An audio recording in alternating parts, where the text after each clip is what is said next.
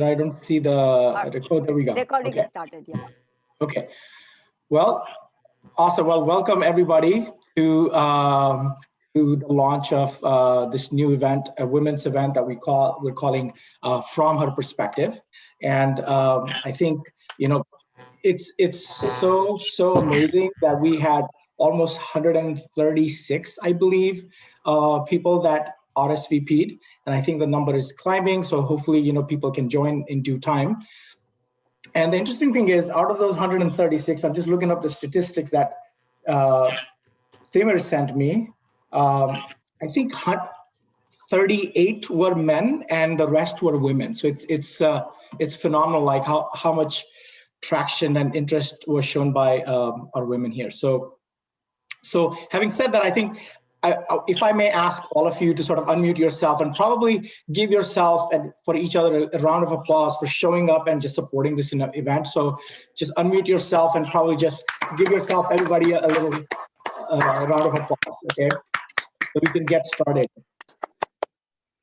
So again, great to see you. Great to see a lot of familiar faces. And usually the way we start these events is we have everybody introduce themselves, but in the interest of time today, we're probably gonna, you can introduce yourselves by just putting your name and faculty probably in the chat if you like.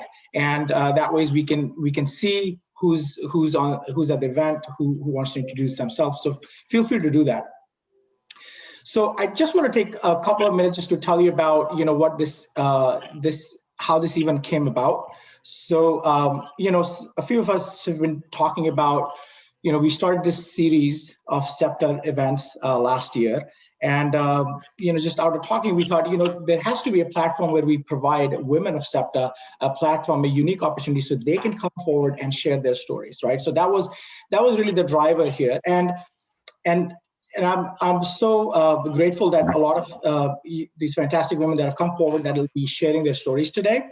We want to create a safe environment for them to be able to speak and share freely. So, and that's really the goal here. And so they can really share what they've gone through, what they're, how they're pressing on with their lives and then their careers, raising families, and all sorts of things. So I think that's really a little bit about what this event was, the series. And Neha, who's going to be actually facilitating this session with me, she's going to go over the whole concept of this from her perspective in more detail, and we'll hear from the different presenters that we have. Their stories we will hear their stories later, and then from that point onwards, we'll go into a discussion with folks. So we invite you at that point.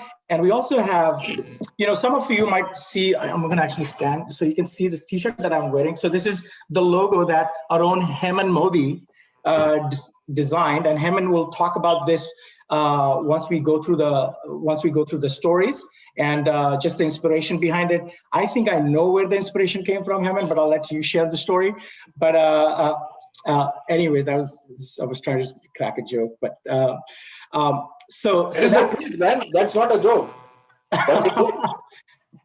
So we'll go through. So we'll have Heman share that, and in between the events, we also have some structured poll questions that we would like to gather some feedback from all of you. So we'll put some poll questions forward. We would love for you to take the poll and tell us what you think. So I think that would really help us moving forward. So having said that, I would like to get us started, and by sharing my screen, do some quick. 1 second before I.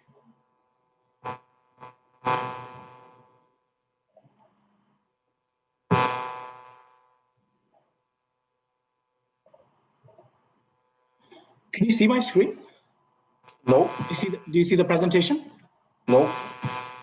No? Can you see the screen? No. No. Okay, wait a minute. You want me to put it up? 1 second. I'm trying to see which window this is in. Okay.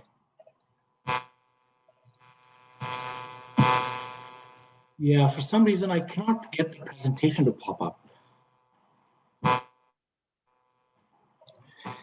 But do you think you can share the PowerPoint? Yes, give me 1 second. For some reason, it's not selecting that window.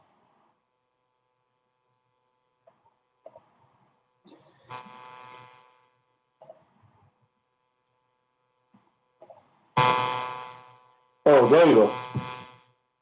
What's that? We can see your screen now.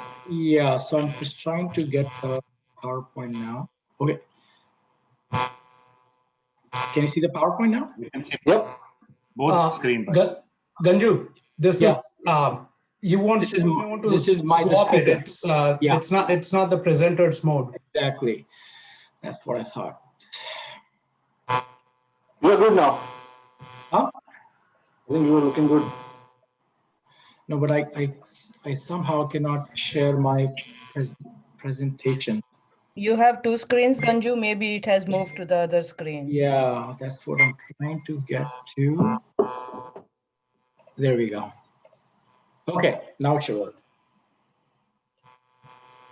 Yeah, Hey, perfect. you see the CEPTA website? Yes. Photo? Okay, awesome, perfect. So thanks for your patience. So just to get started, this is our website. For those of you that haven't gotten a chance to go to CEPTA website, it's called CEPTalumniamericas.org, right here. And this is our homepage. This is the website right here, CEPTalumni.org. The ways you can actually, we have different groups where you can actually connect with everybody. We have a LinkedIn CEPTA page where you can get connected with folks. We've got a CEPTA Facebook page you can get connected. We have a CEPTA WhatsApp group. So all of those can be accessed by going to the CEPTA website, and you can just click on these buttons and it'll lead you there. So that's just wanted to show for those of you that may have not that may not know and that may have not gotten a chance to look at the CEPTA website. That's what the homepage looks like. Going to the next. Okay, so today's event is, again, you can see the logo that and the flyer for this event. It's called From Her Perspective, and when we were thinking about our CEPT women that are going to come forward, that are going to be talking about their stories, we really thought of this phrase of being fearlessly resilient and how they've come where they've come. And I think so today's event, we're going to have stories from Shalini and Archana. We're going to talk about reaching out and seeking advice from peers. And we have Hangi going to share how she's navigated her professional space to find a space for herself in our organization. And we've got Surbi and Vikas that'll talk about how they navigated life and how Surbi restarted her career after taking a break. And then lastly, the last story we have is from Forum and Amit Patel, where they sort of reinvented the parenting role. So it's quite fascinating stories. We'll get there in a few minutes. This is an interesting brain scan of a research conducted by Dr. Daniel Amen. So it's a brain scan of this was very fascinating when I first saw this. It's the resting state of male and female brains. Do you want to guess which one is male brain? The one on the left or the one on the right? Right. Right, for sure. Right. So you're all right. It is the one on the right hand side. So it's fascinating. So when the male brain is resting, like everything is like it's like a white tundra, right? Everything just serene, quiet. So males, when they want to get they're resting, there's nothing going on. But what's fascinating here is that the female brain, right? There's so many things still going on in the female brain, even when she's resting, even female when they're resting. So that might, so this is just to show that how by gender, by genetics, we're so different in the way we rest, in the way we feel, in the way we do things, say things. And this might explain when a female has had a hard day at work, she comes back home, she may want to talk about it, versus a guy, he may not want to talk about anything. He may want to go to his room or and grab his beverage of choice and that's his way of dealing with things, right? And but for females, it's different. So just wanted to share that with all of you so you can all sort of see. It's fascinating to see how we get genetically encoded, do and think differently. And last quick thing that I want to share with you is we ran some statistics on the CEPT alumni in the North America. So that's US and Canada together. So the graph that you see on the left-hand side where we have CEPT distribution by faculty, you can see faculty of design, which is SID, you see just a super small percentage of men, right? So it's mostly women then, and then you get on to faculty of technology, which is SPST, and you see there's way more men than women. And then planning and architecture, you've got a very even distribution of both men and women. So altogether, we've got about almost, I think, 143 CEPTA alumni in the US who have registered with us. They might be, we think the number actually might be a couple of thousand people, but as of now, we have about 143 people that have registered with us. So if you know people from CEPT and they are here, please encourage them to get registered so we can sort of have them in our database and they can participate in these events. On the right-hand side, we've got another graph that basically shows the same distribution by decade. So you can see from 60s, the number of women is almost emerging, right? And as we go from 60s to 70s to 80s, the number of women, they start taking over to a point where you have more women that have actually are in the US, they're a part of CEPTA. The actual numbers at CEPT might look a little different, I don't know. But what we have here, it's pretty fascinating. So we have almost equal distribution of both men and women by decade, in the US.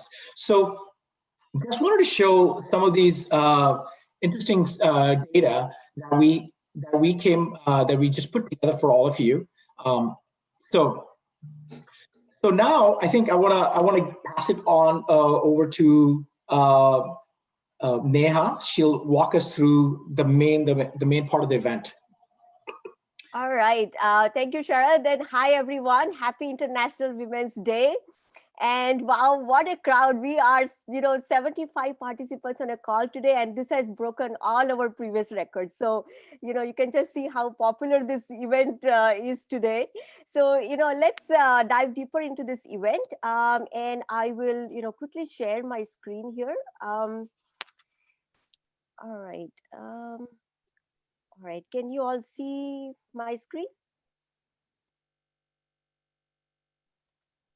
All right, so, Yes. From her perspective, fearlessly resilient, this is a new initiative. Every year around International Women's Day, we see a flood of events, celebrating women, and it has somewhat become customary to do so. So what is unique about this event, and what is it that it sets itself apart from others?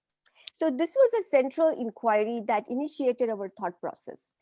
Often we see events, designed with a panel of women speakers who talk about their career success, breaking glass ceilings in various fields. And, everyone celebrates that for a day. But of course, it is a matter of celebration. But often we never really talk about the backstories that led to that success. The stories of struggles, failures, challenges, barriers that women face due to gender stereotypes and unconscious gender biases. And these are emotional stories, that has the power to touch the hearts and change the minds. And that's why it is rightly coined, from her perspective, fearlessly resilient. This initiative hopes to bring together all CEPTians in Americas towards creating an inclusive and equal world. And it also addresses one of the 17 UN Sustainable Development Goals, the goal number 5, which is to achieve gender equality and empower all women and girls. As many of us work in the field of sustainability, it is enriching for all of us to be a part of such an initiative and be the ambassadors of change. And as a community, our efforts hope to connect, inspire, and empower women. This cycle here, it feeds back by engaging all of us through mentorship, networking, and shared learning. And with this overall vision and goals, the launch event today is designed with the concept of short stories of alumni women and men. So you can see that, storytelling is a powerful way to convey a message. Through short stories, we want to delve into real life situations that women face in one way or the other. These are the stories of fearlessly resilient women who took the roads less traveled, explored uncharted territories, and challenged the cultural norms. One of the key ideas behind this initiative is that the main focus of this event is a story and not a speaker. So what we mean by that is that the story and its message is in the foreground while the speaker is in the background. Meaning this initiative is of course as much as about the speakers, but it is so much more about the stories and strengths it can bring in one another. And we want to focus on the takeaways and learnings for all of us through these memoirs. Also, the main intent here is to bring different women voices to the table and share unheard stories. Real life stories have the power to inspire others, and we often connect and learn from others' challenges and failures more than the success. And that's why this event is structured very differently than Canteen Talk, where we could have had a panel of 4 women speakers talk about their career success and called it a Women Canteen Talk. But this is an event for all women, irrespective of them working or not working due to various circumstances. And, in this slide, we are focusing on themes of various short stories. As you can see, there is a whole palette of topics out there, and we all can resonate with this in one way or the other. There are stories of women, changing careers, sharing seat at the table, breaking fear zones. There are stories of trust and hope. There are stories of care and career, challenging biases and norms, shattering glass ceiling. There are stories of making cognizant life choices, women entrepreneurship, stories of homemakers. Often, sometimes women needs to know their own rights and question their own biases. So there is a whole gamut of stories out there, and there are beyond what we have mentioned here. But at least from this collage of stories, today we have an opportunity to know and reflect on 4 stories. And all 4 stories are different. Each has a central theme, including many sub-themes and related topics.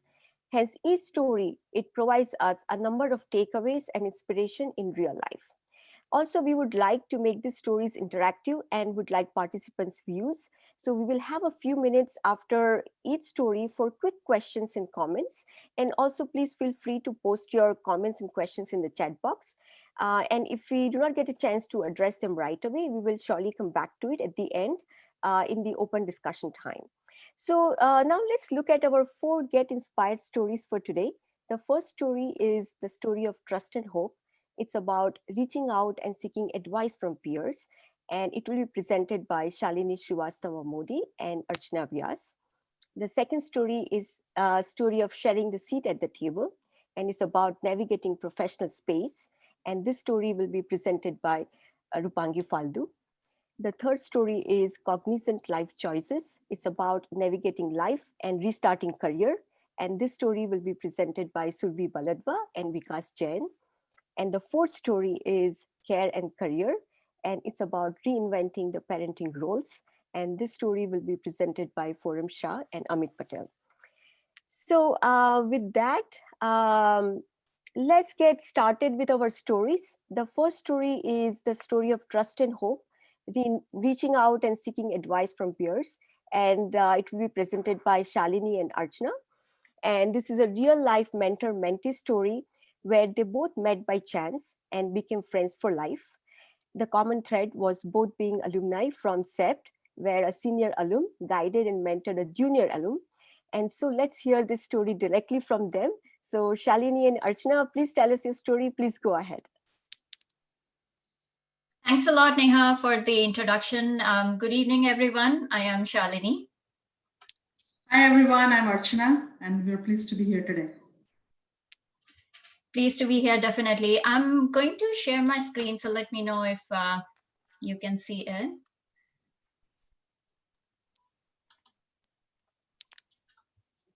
Can you see my screen? Yes, we can see. Yes. Oh, okay, okay. So we would like to take all of you back to 2007, 14 years ago from now. And on the screen, you can see where Archana and I were placed at that point. It is worth emphasizing that this is pre-Facebook or WhatsApp time, if at all any of us can imagine that today. So here I was after the birth of my firstborn, almost confined to home, a new mother and a homemaker. But sadly, those roles didn't seem to fill me as I had expected they would. It's just the person I am, and I was truly itching to get back to the career and definitely wanted to do some decent work in my own field. But I had no clue how to do that because before I became a mother, all my efforts and attempts to land on a decent job in Canada had not been successful. So I definitely didn't want to waste my time in a job that is not, it does not feel fulfilling. So I thought maybe I could go back to school and do like a short course or something that I can financially and practically manage with taking care of Arav, my son that you see on the screen, and land on a job. Maybe not the greatest, but it would be some start to my career here. And about the same time, I came to know that through common friends that my seniors from SPSD, Archana and Nikhil Vyas, have been in Canada for a while, and they have both been to graduate programs at McGill and Concordia University, respectively. For some reason, I felt an urge to connect to Archana, who I believed, being a woman, would understand my situation and will be able to guide me appropriately. So here is how that life-changing phone call for me went. So here I am calling Archana. Hello, Archana. This is Shalini from 95 SPST batch. I got your contact from Hiren. How are you doing? I'm doing good, Shalini. Nice to connect with you. Whereabouts are you right now? Archana, I'm in Toronto with my family, and I'm on a career break since a year since I gave birth to my son. I really want to get back to work in a field related to our education. Would you be able to suggest me a course that I could do in a college or something that could lead me a job?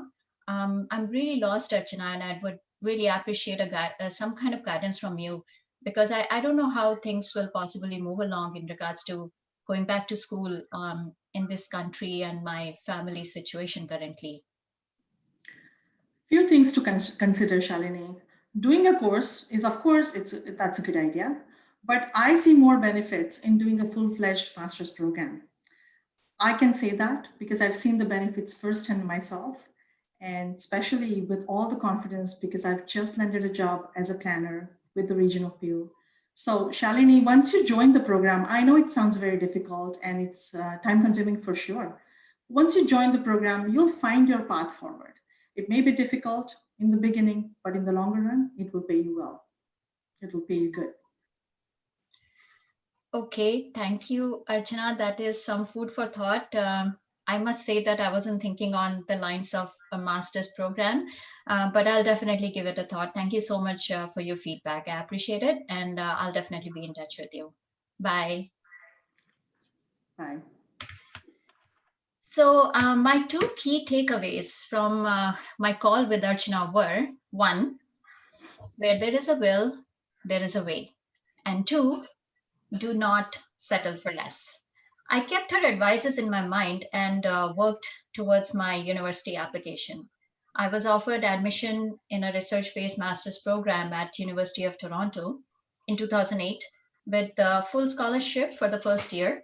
I chose to do the major research thesis on energy simulation for highly efficient buildings in cold climatic region such as Canada, and my self-confidence has never looked back ever since then. In 2009, I gave birth to our second child, and it took me 3 years to complete my graduation with some time taken off for maternity.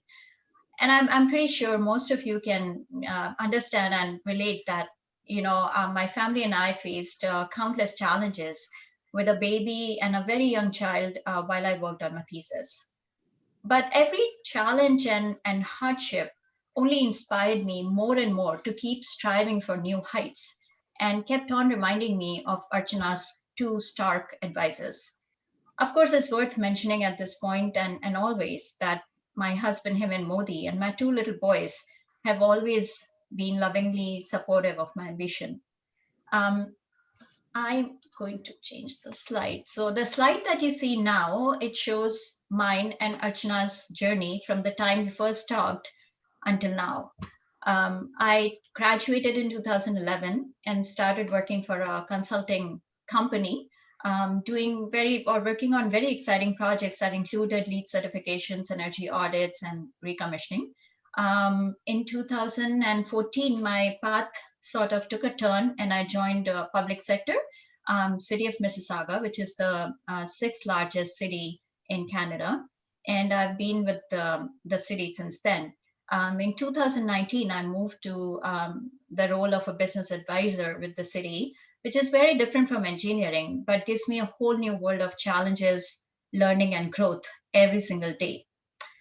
Before I pass on to Archana, I would like to mention that Archana has played a pivotal role in my journey.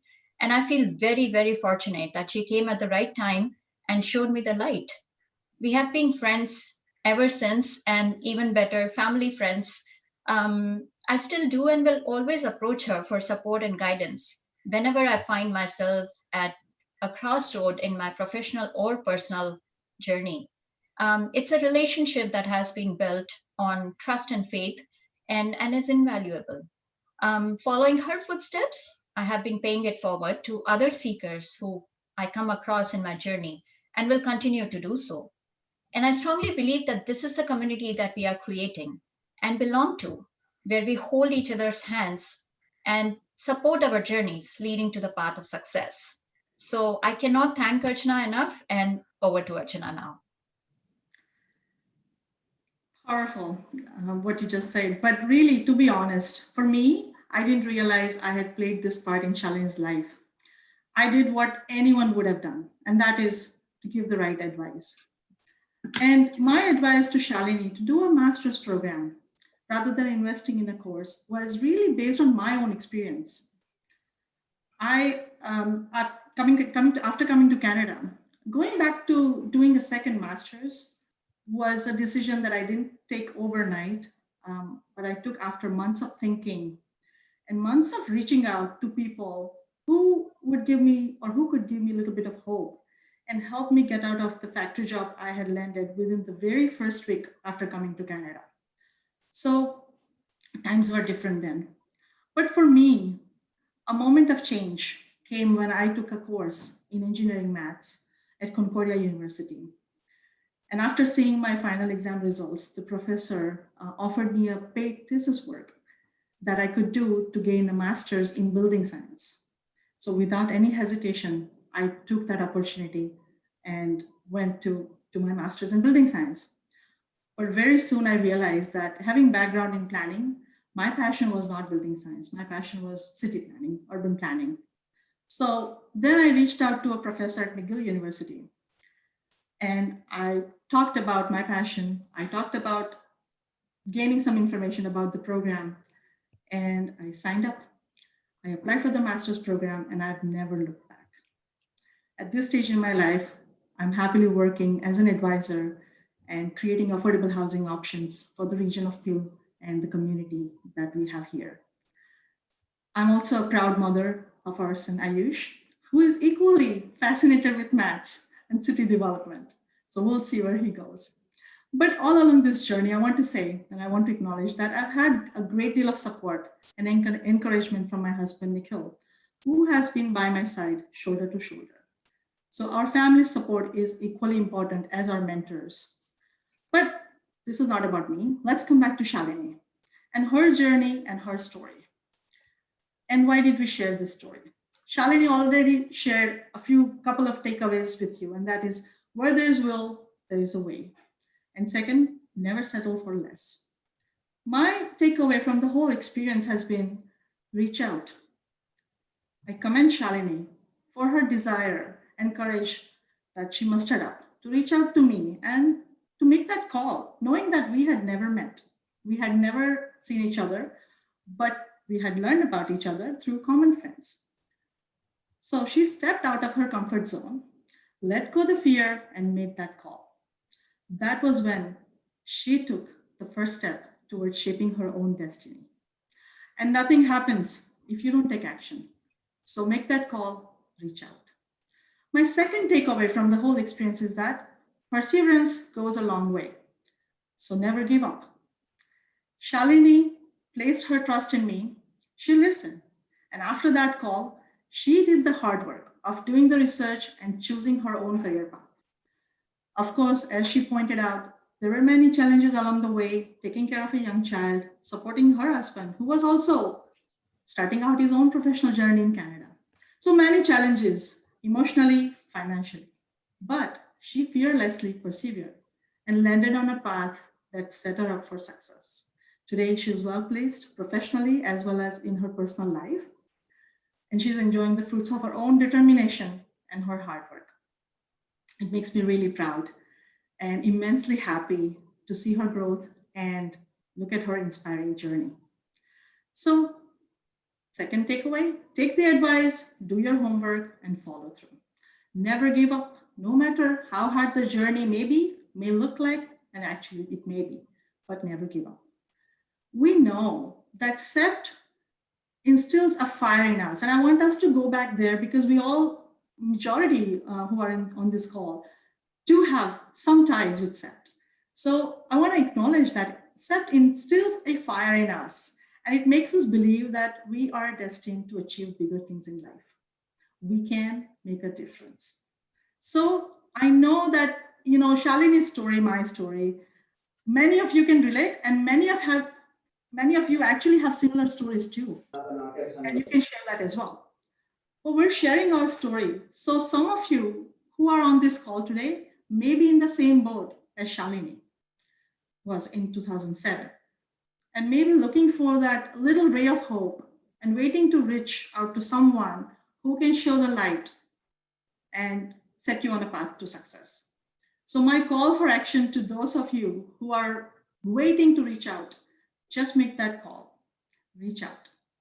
And to those of us who are in a fortunate situation to be a mentor, my call for action to you is, let's help our fellow CEPTians who are trying to make themselves, who are trying to make it in North America. Let's help them find that fire that runs under their bellies. Inspire them to be fearless. Inspire them and ask them not to settle for less. Show them their full potential to dream bigger and show them that ray of hope. Because, as Oprah Winfrey says, a mentor is someone who allows you to see the hope that is inside yourself. Thanks, everyone, for listening. All right. Thank you everyone for listening. All right. Thank you, Shalini and Archana, for a very creative presentation. And, your story is something that, we all can relate to when we arrive to North America. And, we realize how important it is to have a mentor who understands our journey. And, often women are in situations where they find safe space, with other women, and you can see through their situation and, guide them. And, this is definitely inspiring for a lot of women, and asking them to reach out and seek advice from peers without hesitation.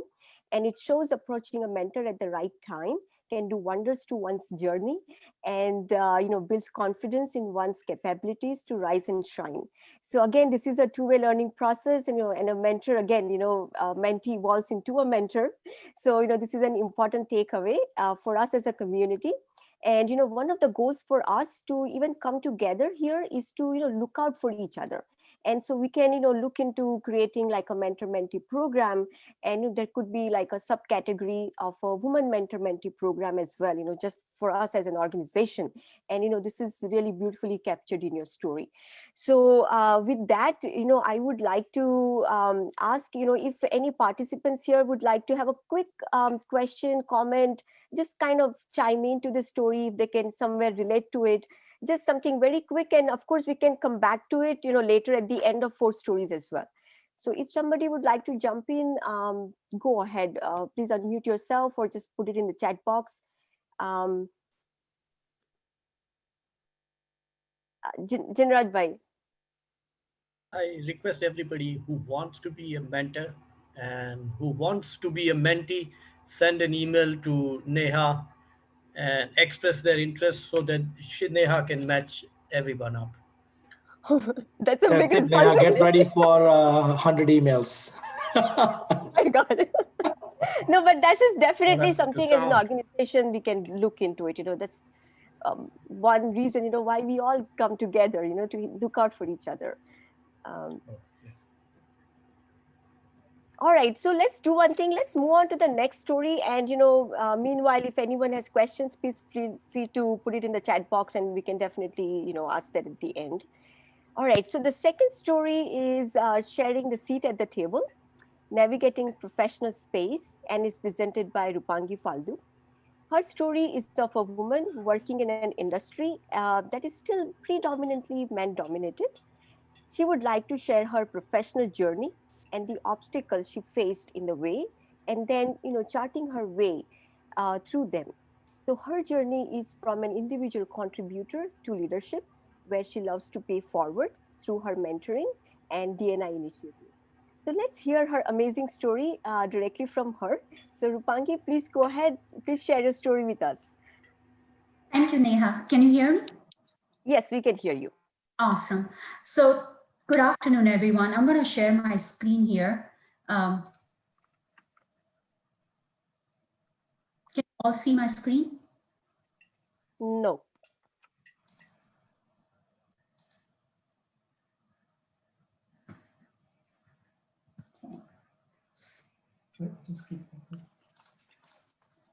I'm going to do this. Yes, we can start it to show. Yep, we can see it. You can probably put it in the presentation mode if you like. Yeah. Is it working? Yes. No, I think you have the not same totally. problem as Ganju. I'm the same issue. You're having the same issue as I do. Okay. I'm going to try something different here. Probably that might work, what you're clicking. Go click on slideshow, change primary monitor. Yeah, that's what I did actually. Slideshow, click on slideshow, change primary monitor.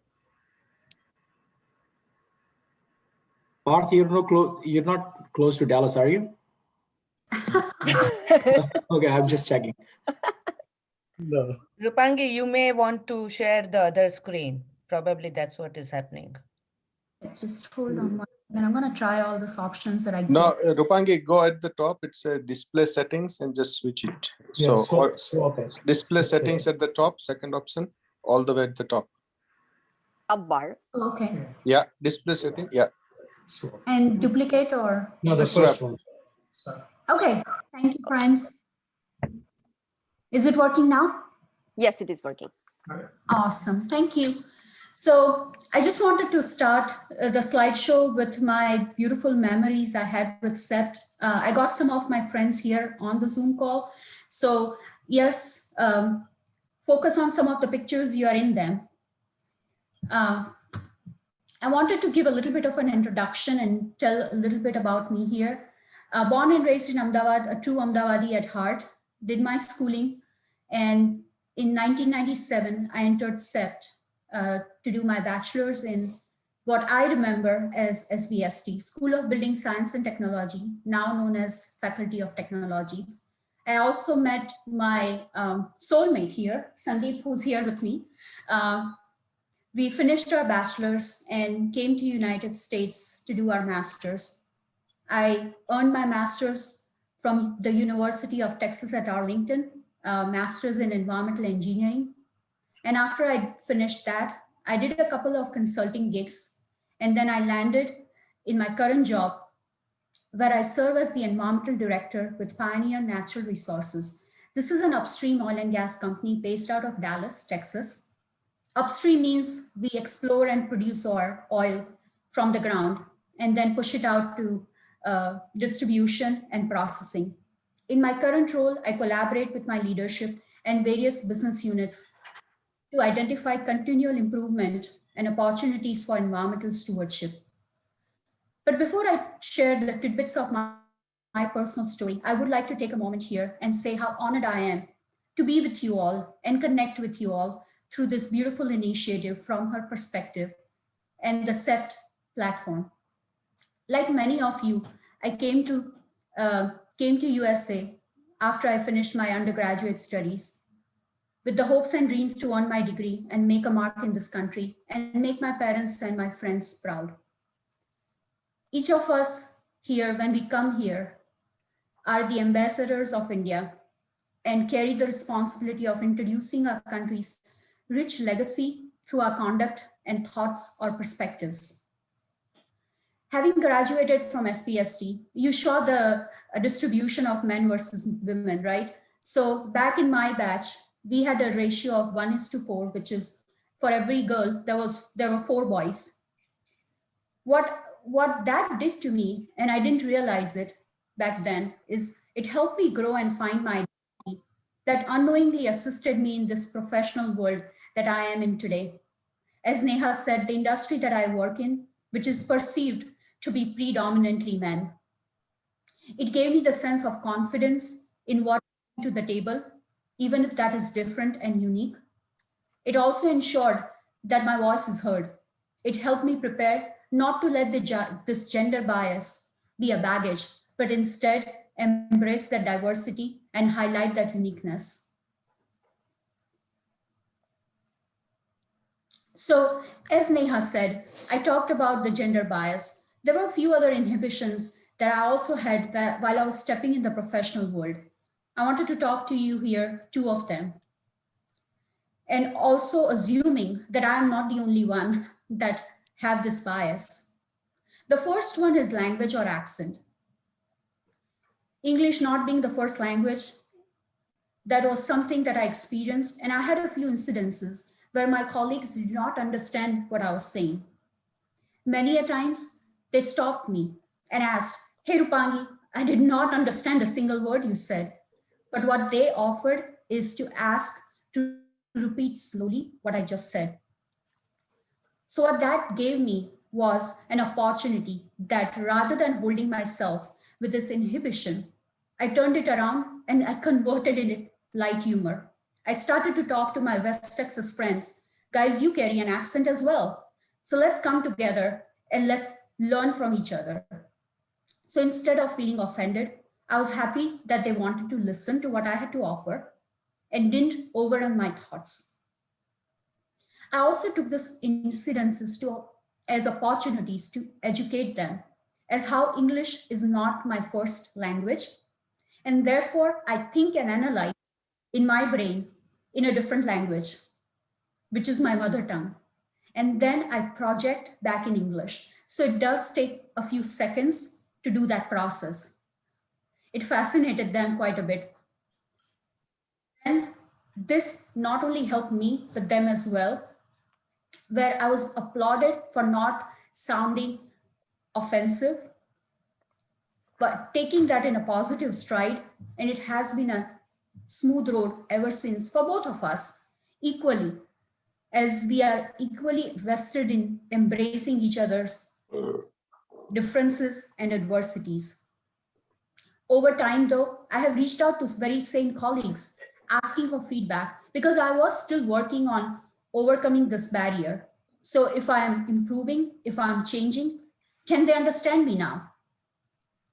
This helped me grow and overcome my barriers. I also take these incidences to share these events with my other international friends, not just Indians, but the others that come from other parts of the world, friends and colleagues alike, when I see them struggle and shell themselves. How to be bold, use it towards growth, embracing the diversity, and not just on yourself, but also others around you, and make that a learning and a growth opportunity. So that was one. Now, the second one I wanted to share with you all is an inhibition I bet all of us professional women face is when we are at the crossroads between the biological clock, starting a family, and professional growth, when they tend to be in the conflict with one another. Each of us have taken a different path that made sense to us as a person. So I'm not here to judge that one is right versus the other. But what I wanted to share with you all is my journey. What I have learned through that and what is critical in my professional growth is that it was important for me to create a support system both at home and at work. So first I'll talk about my home front. When I went back to work after my maternity leave, I had tremendous support from my family, starting with parents, both sides. But the constant support I received was from my husband, Sandeep, here. And I want to share you one incident that I remember vividly. When I had just started this new job, and I was asked to take a 3-day work trip to understand how we operate out in our field. So here I am packing my bags and flying to Kansas. Only did I know that when I landed at the airport that I got a call from Sandeep informing me that our 2-year-old was running 103 fever. All of a sudden my heart sank and that working mom guilt sank in. And I started to question whether I was doing the right thing, whether I should be here working or I should be back home cuddling with my baby who's running high fever. It was then when Sandeep, and all the credit goes to him, who reminded me that he is a parent too, and he is at home to take care of our baby. He took our son to the doctor, gave him meds, but also answered my endless calls. This was a changing moment for me personally that made me realize that I have a partner in Sandeep that is equally vested in supporting our family needs, be it house chores, be it taking care of the kid, or letting me know that we are equals and are going to support each other for the rest of the life for each other's development. And this is not enough, right? So it was equally important to create that support ecosystem at work. Big kudos to my pioneer team and overall organization that I feel blessed that I could lean on any and all of my team members and also felt comfortable doing so. An example that I would like to share here was when I had a family member go through some health crisis and I had to step in as a secondary caretaker, I was able to lean on my team and my management for that matter to get the things moving so nothing is stalled while I could take care of my family and support their needs. This was also a learning moment for me personally, as I realized being a servant leader, that how do I create that support and the true spirit of team when there is a sense of comfort from each member, no matter where they sit in the organization, that when they have personal struggles, that they don't feel hesitant to reach out and help. So those are my personal inhibitions and barriers I wanted to share with you all. But moving forward,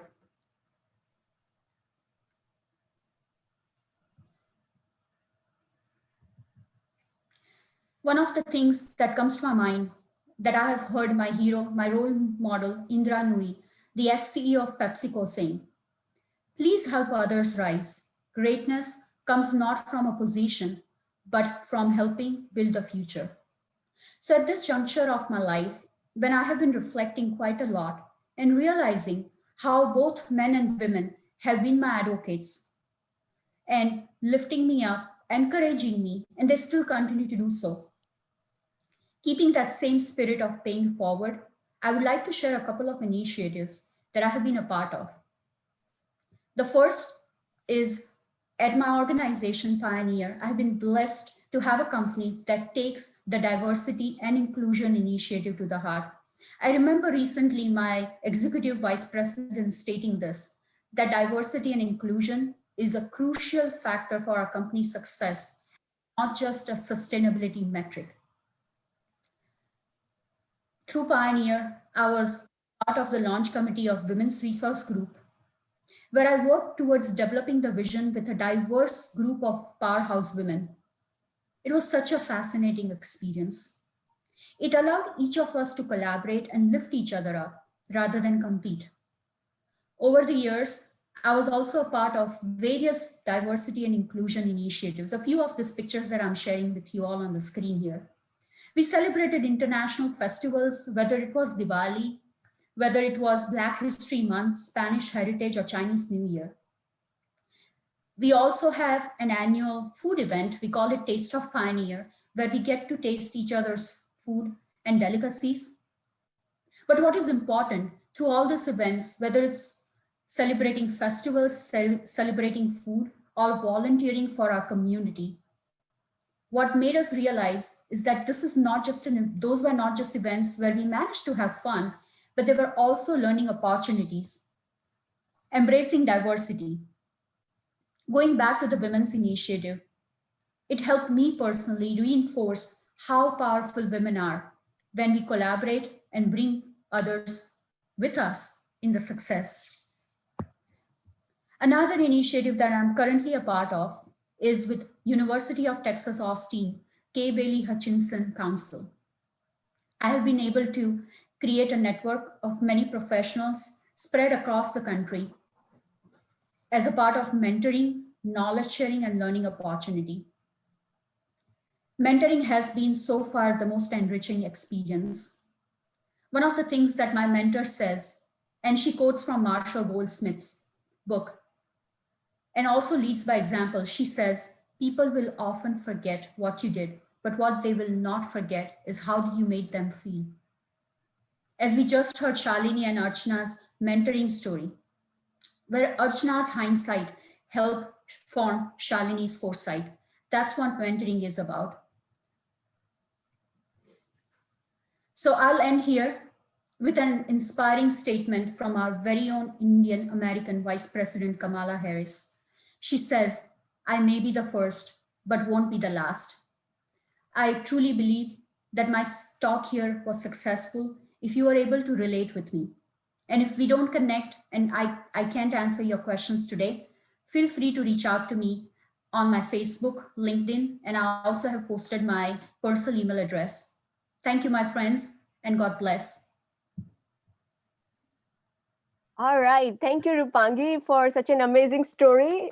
Your story can, surely inspire, a lot of women who are, working in fields which, we are kind of like still perceived to be like dominated by men, and, showing them the avenues for overcoming those barriers.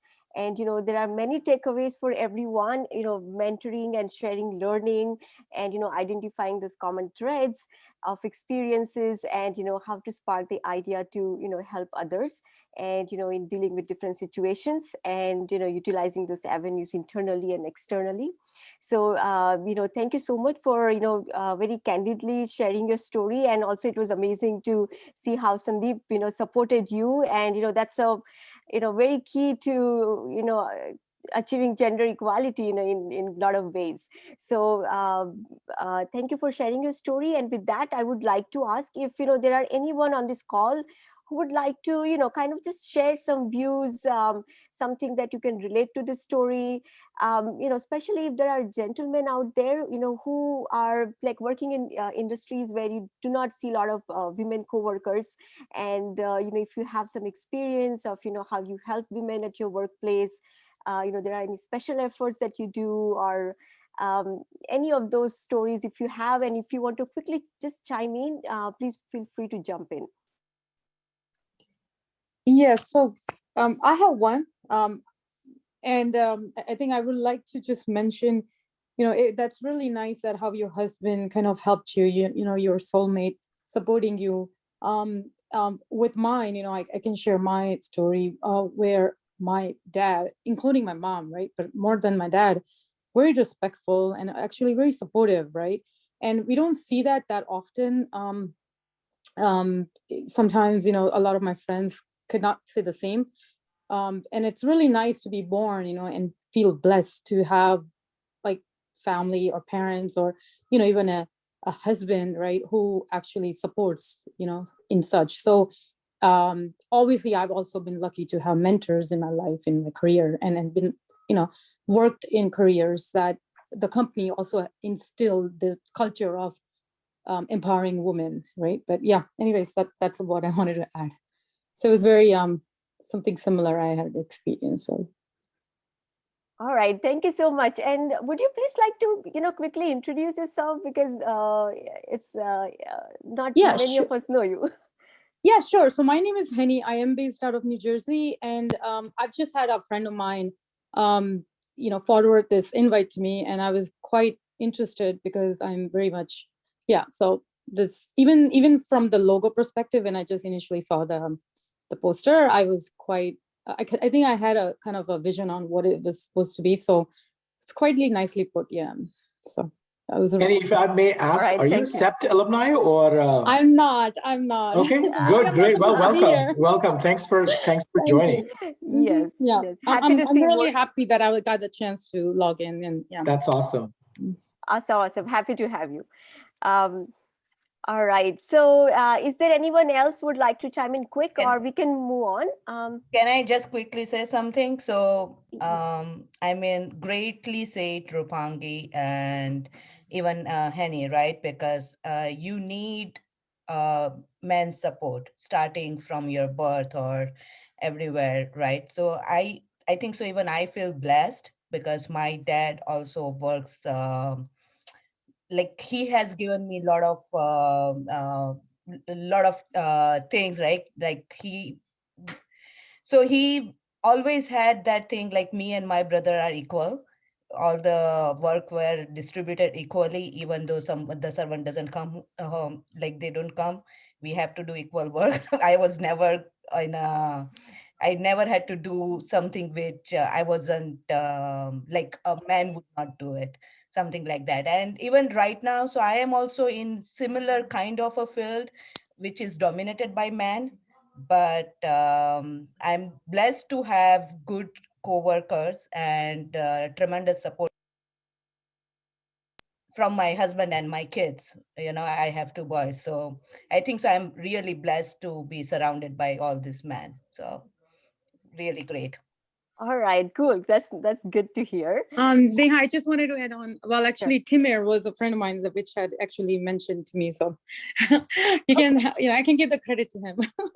Yeah, he deserves a lot of credit. He has been very instrumental in, really making this event possible. So yeah, he deserves all credit. Indeed, yes. Yeah, Timur has been a force. He's worked quite a bit. Yes. Yeah. Yep. All right, so let's do this thing. We have a quick poll question. Timur, would you please like to launch poll question 1? And the idea behind poll questions is that it kind of helps us in getting some feedback on what participants are thinking, and that can help us shape future events and this overall initiative.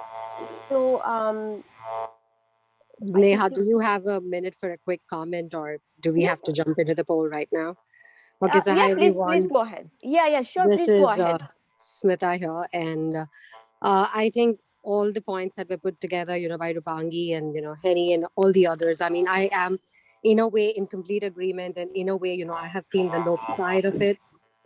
So I mean, yeah, I actually also did an MBA program while I was working, and my husband was actually totally putting in to take care of the kids and stuff. And I had a lot of my girlfriends actually around me saying, hey, wow, you've got an awesome husband who's really doing so much at home and doing everything. I really have always replied back and say, you see 50% of the time when he's working, the other 50% when he's traveling or he's doing stuff, is when you don't do you really give a pat on my back and say, hey, you know what, you're a very supporting wife. So I think the only point that I want to put out there, at the cost of sounding feminist, that it is a teamwork. If we are treating it as equals, as much as we thank our husbands need to thank us, and so would the male peers do. So I just wanted to throw this out there because I've personally experienced this, and no matter how thankful I am with the men in my life, but I feel it to have a equal footing, the men should start saying this more often. Yes, very, very well said. Definitely, I mean, this is a teamwork, a true, teamwork, dream work.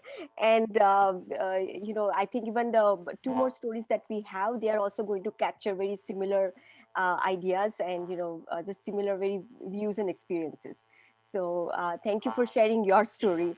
So okay, let's kind of get our poll question one, and we can continue to take more views as we go along. All right, so the question here is, how would you like to be involved in From Her Perspective initiative? So would you like to present your story, let's say, in future events? Would you like to facilitate this event? Would you kind of like, work and plan with the committee?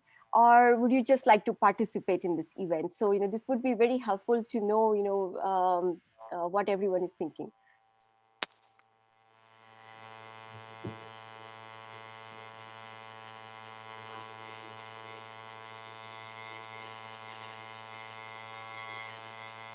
Be getting static from somebody, I think. Am I the, yeah, so maybe. Yeah. I don't know where it's coming from, but I just. Unmute you, please keep yourself, muted, except for the presenters. That would be helpful.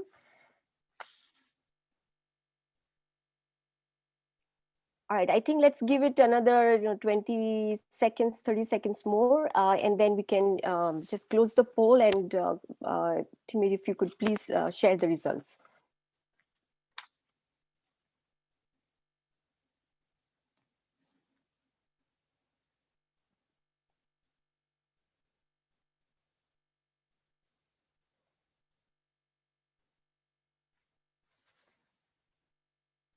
All right, I think let's close the poll, and we can, just quickly see what everyone has marked.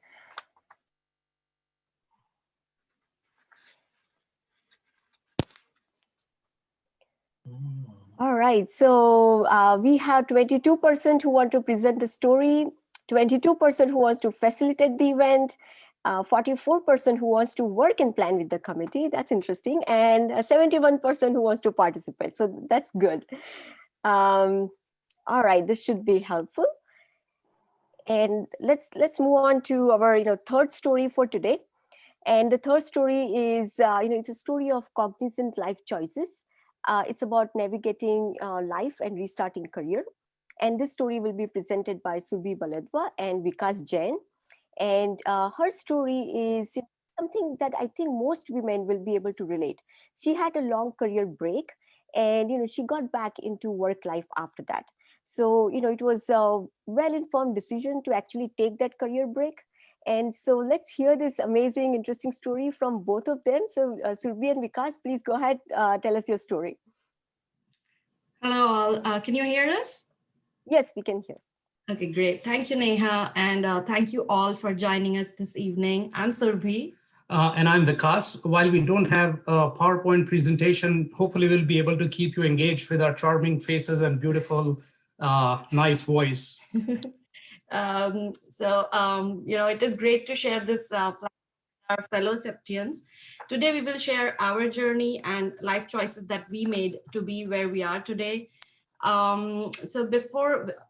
With the birth of our firstborn, Vivan, in 2010, we needed to make a decision on our parenting responsibilities. And I decided that I will take a break from work for a few years. In 2014, we were blessed with Myra, and we were already in that mindset.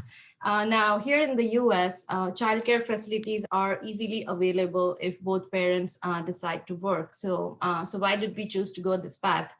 Our main reason was that we wanted a work-life balance as a unit, as a family. We valued it then and we value it now. Both Vikas and my parents are independent thinkers, and so I do believe that nature and nurture helped us to follow what would work for us and not get bogged down by societal expectations. Back in college, I used to hear that so-and-so does not work anymore or has changed their career path and their CEPT education got wasted. However, we both firmly believe that education or anything that one learns never gets wasted. It in fact gets imparted to people around us.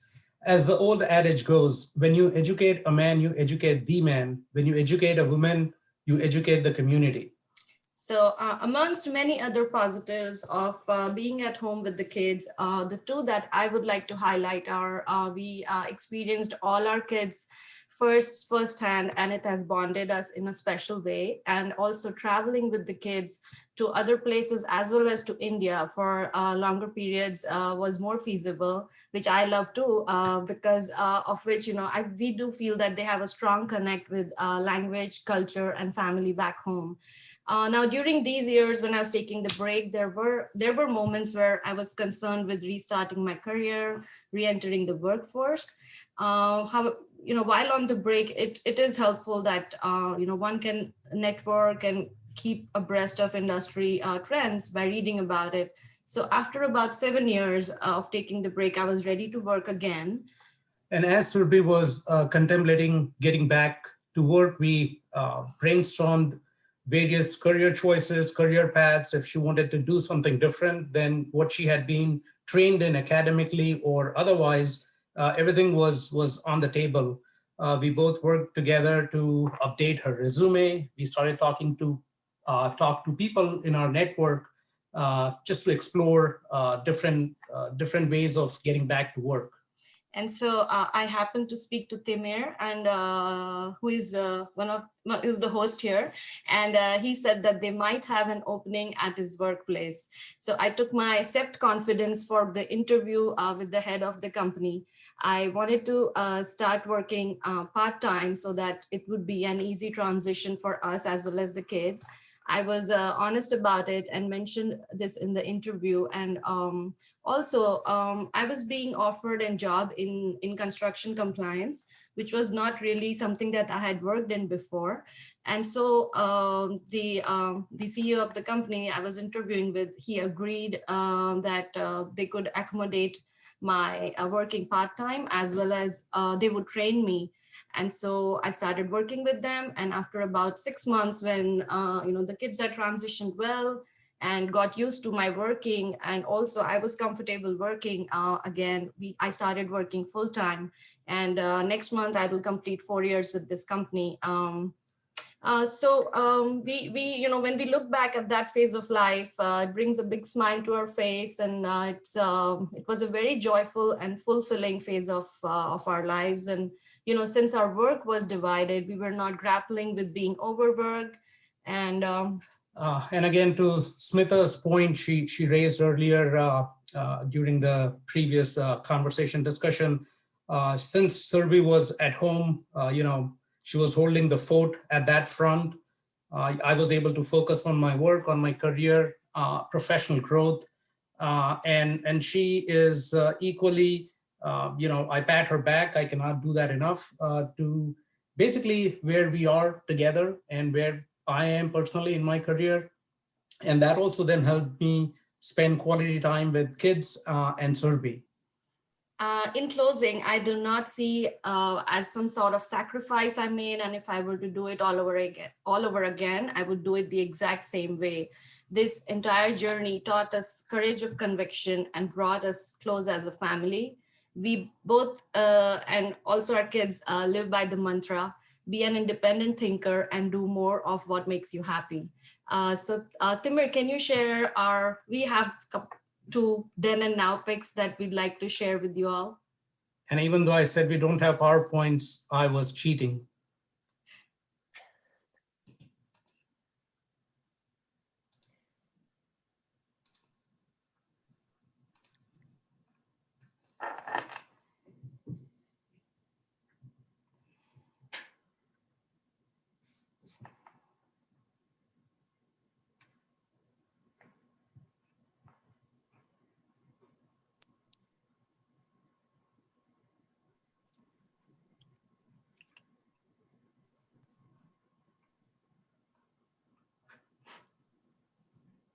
That's not us. Us. Okay, the before. He's lost. Oh, that's all right.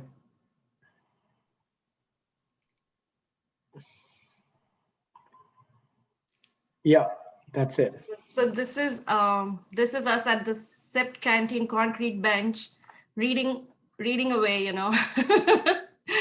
and our friend Mambo Vishal Mehta, who took the picture, and we treasure it. And but I guess about 20 years. Yeah, 20. I have my own interpretation of this picture, which I'm going to say after you guys are done. Okay. And then we can do a now.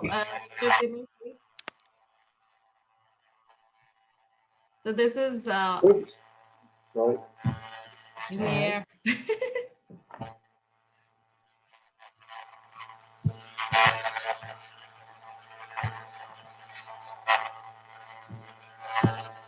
Yes, this is us and the kids now, and that's about it. That's our story. Thank you very much for listening.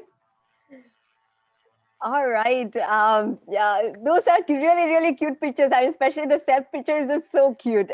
And then, seeing that, before and after all these years, it just captures the whole journey, in a way. So, Yes. thank you so much for sharing such a lovely story.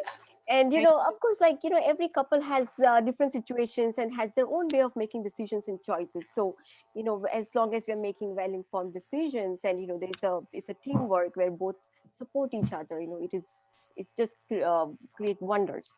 And these are cognizant life choices, and I'm sure a lot of women are able to relate to you, Surbi, having that career break and coming back. And it's not easy, those are pretty daunting moments for a lot of women to just get back into work life after many years of break. And so, kudos to your persistent commitment and, coming back, and this can inspire a lot of women. So would, anyone like to kind of chime in, share some views, you can relate with this? Timur is ready. I like to talk about this picture. ये picture में most likely because Surabhi को कुछ बोल रहा है, he has made up a new English word that doesn't exist in the dictionary. And Surbi is looking at the Oxford Dictionary and telling Vikas कि तुम उल्लू मत बनाओ, ये लवरी मत करो, ये ऐसा कोई word ही exist नहीं करता है. We had a video of that time. Right. Good to get that secret out. All right. So would anyone like to chime in, or, we can, again, take those comments at the end as well. I just want to add one quick thing that the CEO of the company that Surbi talked about, he is actually in attendance of this event right now as we speak. He is just hiding in mute and stopped video. But I don't know if he wants to just come forward and say hello. Shri? Yes, Samir, Surbi, Vikas. Hey. You don't know how pleased I am. I enjoy every day working with the CEPT graduates in the organization. It's my pleasure. And we would love to have more of CEPT people in our organization. And I'm extremely thankful for the organization to develop such great quality and mature individuals. It's a pleasure every day. Thank you. They make my life very easy and make everything go so very much, well. Shri. Thank you, Surabhi. So much. And Your thank you. story was very impressive and I enjoyed every bit of it. Thank you. Thank you. Thank you, Shri. I mean, that is wonderful to hear for all of us, all CEPTians here, to get that kind of compliment from somebody, from outside. And, it's great to hear that. And thank you, for joining the call today. My pleasure, ma'am. My pleasure. Thank you. Neha, I just want to give a quick time check. So we're at 2:20. Yeah. So let's go quickly. We can have a quick poll question too. Timmy, could you please launch the poll question? And everyone will have about 30 seconds to mark, and it's again going to be multiple choice question. So you can mark more than one option. And so here, the question here is, what topics would you like to see and attend for future events? So the idea is that, should we have future events which are, more themed and they revolve around one specific topic? So if you, think, any of this theme makes sense, something that you would like to see, again, you can choose more than one option. So please feel free to mark your answers. Topics like socio-cultural stereotypes and unconscious biases. So there are stories that can specifically talk about that. There could be stories of change of careers by women, There could be stories which are, career break and, where women are stay-at-home moms and, partners for some time. Women and men in leadership roles, women and men entrepreneurs. There are stories of, men supporting women, could be anyone, spouse, co-worker, friend, family, so helping and supporting women around them. Stories of co-parenting. And we can also invite, some subject matter experts. We can have guest speakers whose work is, is in the field of gender research or subjects like gender intelligence, some of these upcoming topics that are coming up. So we can also invite some guest speaker to come and give a talk and have a discussion around that. So I think we can have another 10 more seconds and then we can close this poll. And after that, could you please launch the results? Sure.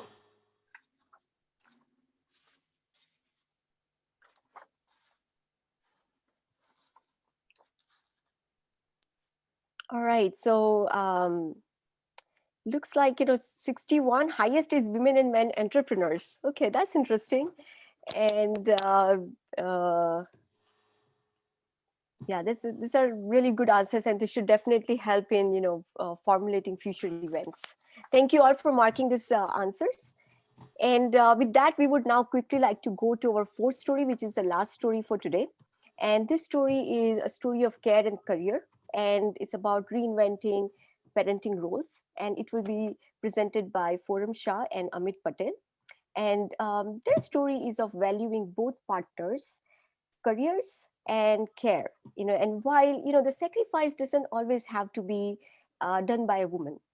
So it is also about co-parenting where, the gender roles, the mom and dad roles are kind of reversed.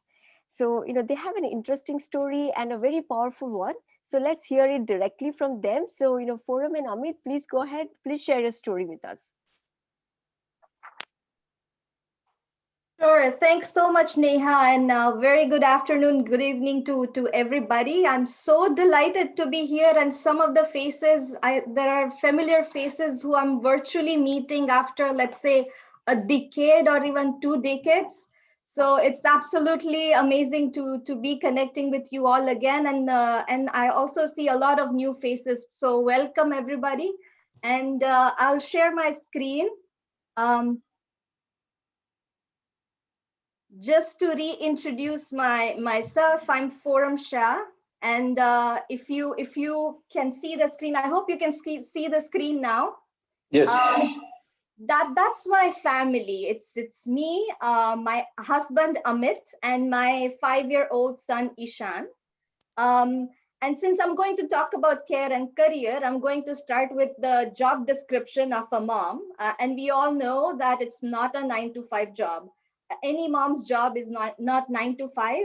And I would also argue that any involved parent, their job is not 9-to-5. And I'll talk about it in next 10 minutes. So my another not so 9-to-5 job is that I work for the World Bank, an international development bank, and I'm based in their headquarters in Washington D.C. I'm an urban specialist. So what it means is I work on anything to do with cities. I lead World Bank's investments in, let's say, city infrastructure or cities' fiscal health or urban development and so on, right? And currently I'm focusing on Middle East and North Africa region of the World Bank, which means I work in the cities of Lebanon, Jordan, Egypt, Palestine, and a few other countries.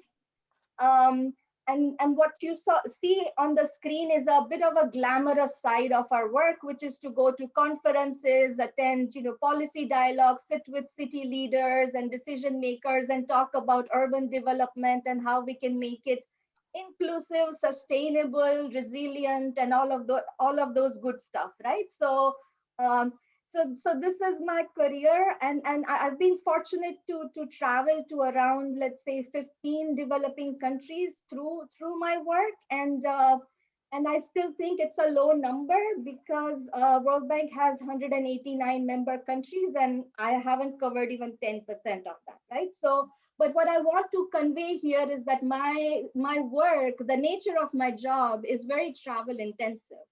I have to travel a lot, and that has an impact on the other facet of my life, which is my home, right? At home, I have Ishan, my 5-year-old son, and Amit.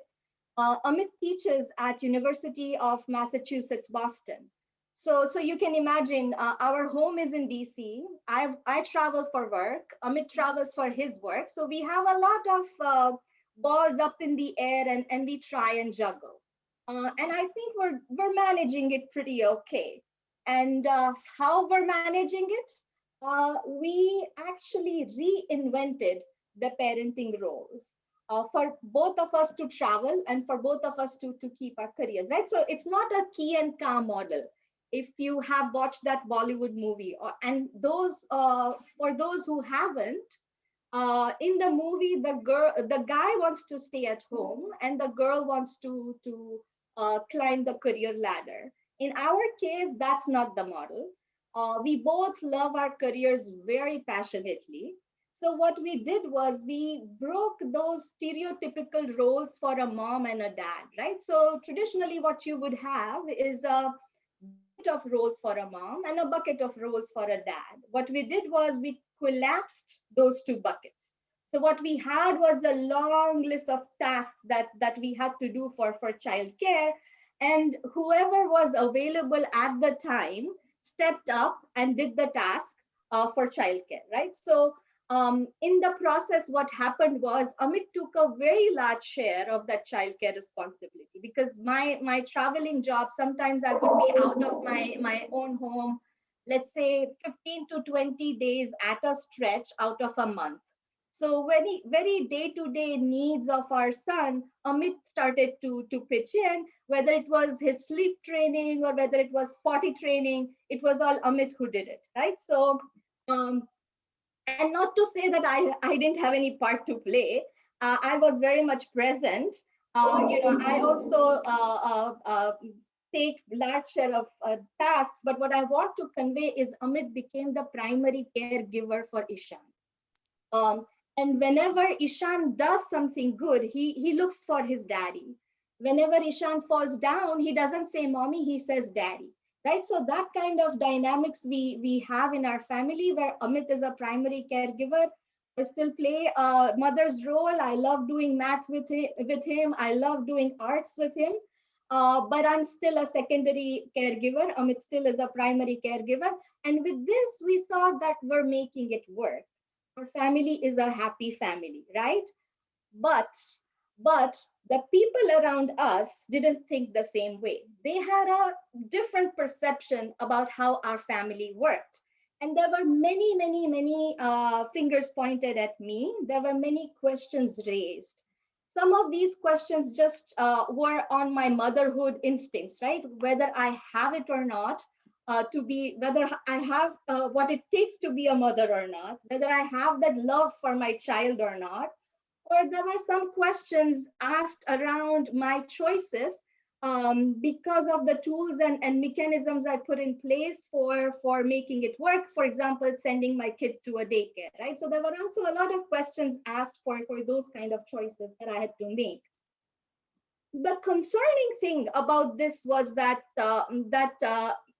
these comments were not only coming from your distant auntie or uncle or a friend who you would meet just once in a year at someone else's wedding party, and then they feel the need to give you the advice. I mean, there were those two, but this also came from very close circle of ours, very close relatives of ours, the very support system that we had built for our childcare, right? So it came in all forms and shapes. It came in form of obnoxious comments that take you down, but it also came in a form of very well-intentioned concerns. And that was that's when I realized there was something fundamentally wrong about this. The more concerning thing was that none of these questions were directed to Amit. Everybody was questioning my choice, my career, and my intentions, but there were no questions asked to Amit, right? So that's when I sat down and said, oh, there's something fundamentally wrong here. there is a change in how we view a mother, her career and her childcare responsibility, and how we view a father, his career and his childcare responsibility, right? Just like Smita was mentioning, if a mother changes a diaper, it's part of her responsibility. But if dad does it, he's put on a pedestal. So is it fair? Is it fair, the load of expectations that we have on our mothers versus nothing on our dads? And this is really visible and rampant everywhere you go in society, right? You go to malls, you go to grocery stores, you go to a park, you see a mother with her kid and you see a dad with her kid. And the kind of reactions you would have for the same thing that they are doing would be very different. A mother would get a different reaction, a dad would get a different reaction, right? So these are really double standards that are prevailing in the society. And you know, this affects all of us, not just mothers, not just kids, not just dads. This affects all of us. And how does it affect? And before we go to effects and impact, let's just pause and look at this chart.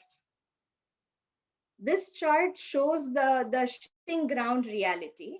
There are 71% of mothers in workforce today. If you look at 1970s number, there were only 50% of women who were mothers that were working. Today, the number has increased to 71%, right? So the ground reality has shifted. But our cultural norms and expectations from moms hasn't kept pace with this ground reality change, right? So there is this difference between what is happening in the world versus what we expect and what our cultural norms are. And how does it play out? It plays out on 3 critical levels. And first is your workplace. We all complain about having very few women on leadership positions. But if you think of it, your talent pipeline, early career women or mid-career women who are becoming mothers, they are either overworked because of a lot of expectations at work and at home, or they are told to lower their ambitions, or they fall out of the workforce. And I'm not talking about women who choose to go out of the workforce, just how Surbhi did.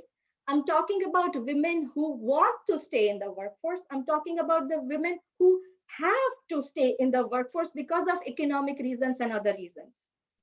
They have to fall out, or they are lowering their ambitions or they are overworked, right? So your talent pipeline is not robust enough. With these leakages in your talent pipeline, how can you expect more women to take those leadership positions, right? So that is something that we all need to be concerned about. Some of you are CEOs, we just heard from one, and some of you are running your own businesses. So I'd urge you to look into your workplace policies. There are a lot of conversations around these workplace policies, paternity leaves, maternity leaves, flex work arrangements, daycares at your workplaces, and all of that. And I think with that we can slowly change the dynamics, right? So I think that's number one level where we have to work.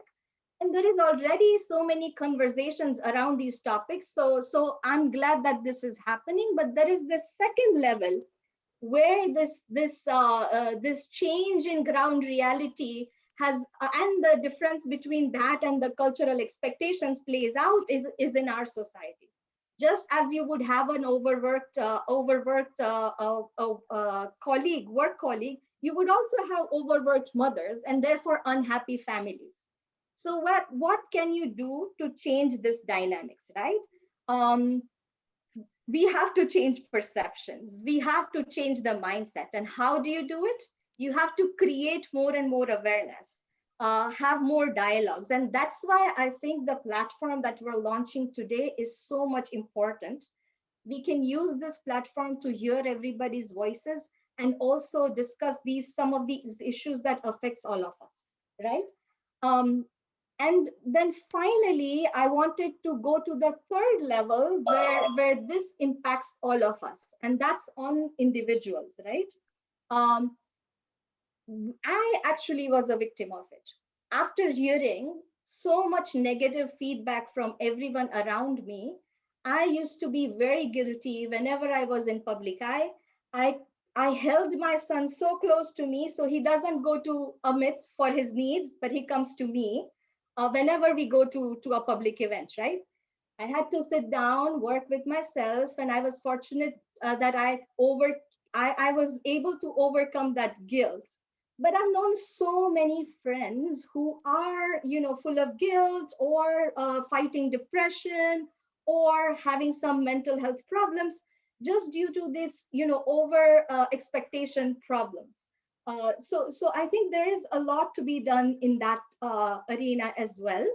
And one of the things that we can do is, make your partner your real partner, right? So have that conversation with your partner and see how you can work it out. And I'm glad that I have Amit with me, who's leading by example, has done a lot for our family, and I'm glad that he's going to share his perspective. And before I hand it over to him, I will just make a last point that in the whole story, we forget one important actor, and that is our own kids.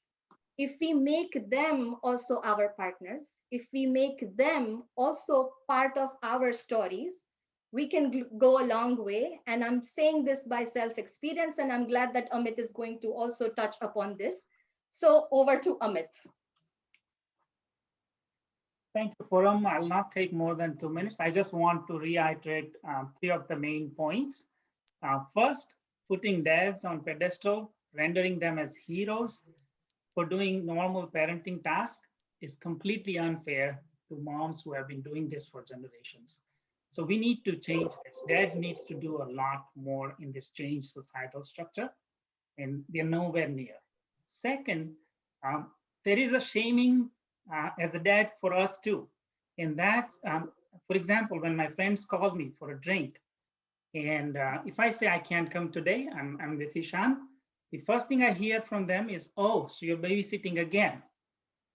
And I'm like, why, how does this become babysitting when I'm one of the parents, right? So to me, it's parenting. And I feel like this dynamics needs to change as well. And finally, the third main point is that we need to raise our next generation differently to break this chain of stereotypes. So we take every opportunity to tell Ishan that no task is associated with gender. And if he brings any such notion from the external environment, which is bound to happen, we always remind him by saying that not in this family. And we also teach him that every family is different. They do things differently, and whatever works best for them, this is how it works in our family. And so if all of us take this educational moment with our kids, we can create the world that is better for our next generation, one child at a time. So I'll stop at that. Thank you so much for listening to our story. Back to you, Neha. Thank you. All right. Thank you, Forum and Amit. This is a wonderful, wonderful story, very powerful story, and a lot of takeaways. You both are demonstrating kind of an example where I think a couple can have it all. So both care and both careers. This is a very important takeaway because on one level, we talk about, not having enough women in the workforce. And then on the other level, we still carry the notion that the women's primary duty is, it is still to provide the care. And, I think then, we are not putting this equation together. And so often, when a woman talks about her career, it kind of starts bearing a negative connotation because there's still that gender stereotype is still very much there that, women are expected to be the nurturing ones. Men can be nurturing ones too. And, this story highlights, very beautifully. And, it's also highlights that it's difficult for men as well, as Amit presented his perspective that, when a man is supporting women, even that is a difficult part for him also to break those biases and stereotypes. And so, your story has many important takeaways at different levels. And this definitely requires questioning a lot of our unconscious biases that we all do carry. And, thank you again for candidly sharing your story. And I would like to, if there are participants' views for this story, definitely please chime in.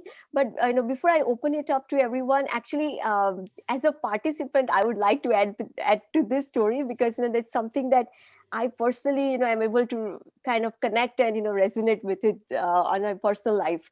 And, I think Forum, you are doing a wonderful job, and so, you Amit as well. And, this is like, I was pretty much raised in a very similar way, that, when my mother, she also worked with World Bank on many projects, and she had to travel for field work to a lot of remote villages in Gujarat, and she used to be away for like 15-20 days and just gone. And as a kid, I remember I had to do my own homework. My mom was not around all the time, as in when I needed. So that actually made me so much independent. And I became adaptable to different life situations. And there is as you highlighted, there is a lot of learning for the next generation. So a lot of times I went with my mother to those villages, on vacation time. She will take me, and what I learned seeing her, like she will do like focus group meetings, lead a team of investigators and coders, write reports, present papers in conferences. A lot of these things I just never had to learn, because I pretty much just saw my mom doing it all the time. So it is a myth when we say that when the mother is away, it's not good for children, they are not going to be raised well. But actually there is a lot of learning for the next generation when they see their mother and father in a certain way. So again, I pretty much say, I wouldn't be what I am if my mother couldn't be what she wanted to be. So there is a connection there. So thanks Forum and Amit for such a openly and candidly talking about a lot of things. And if there are anyone on the call who would like to kind of chime in and share some views, would be definitely, it will be wonderful.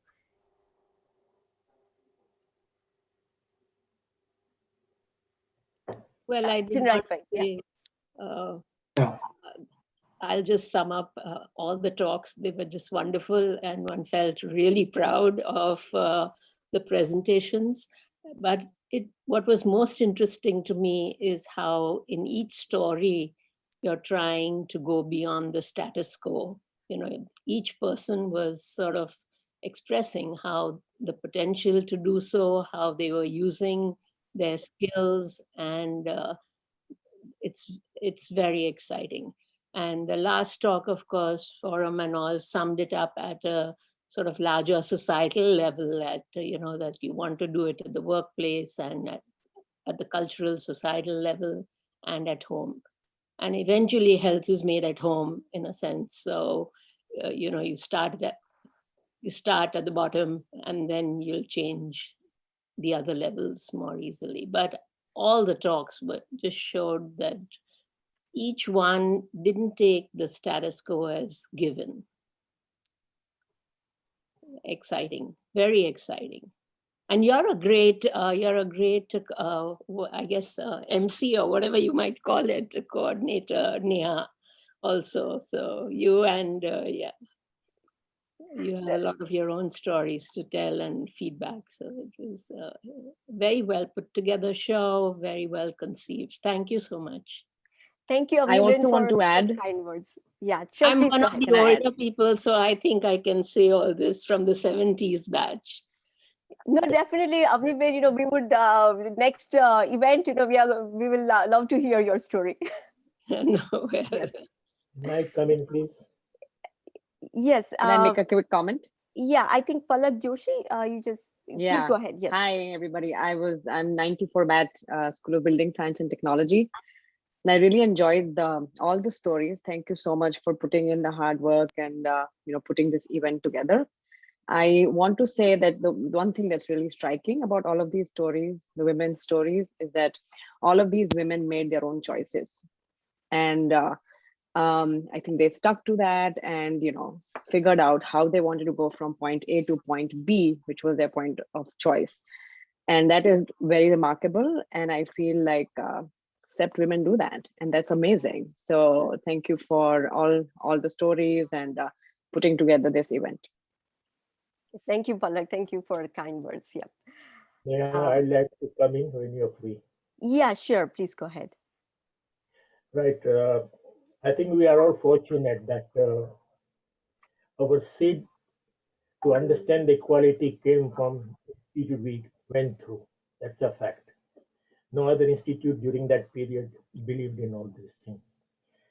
I must thank all the speakers, good narration. From my experience from the other side of the gender, two things to remember.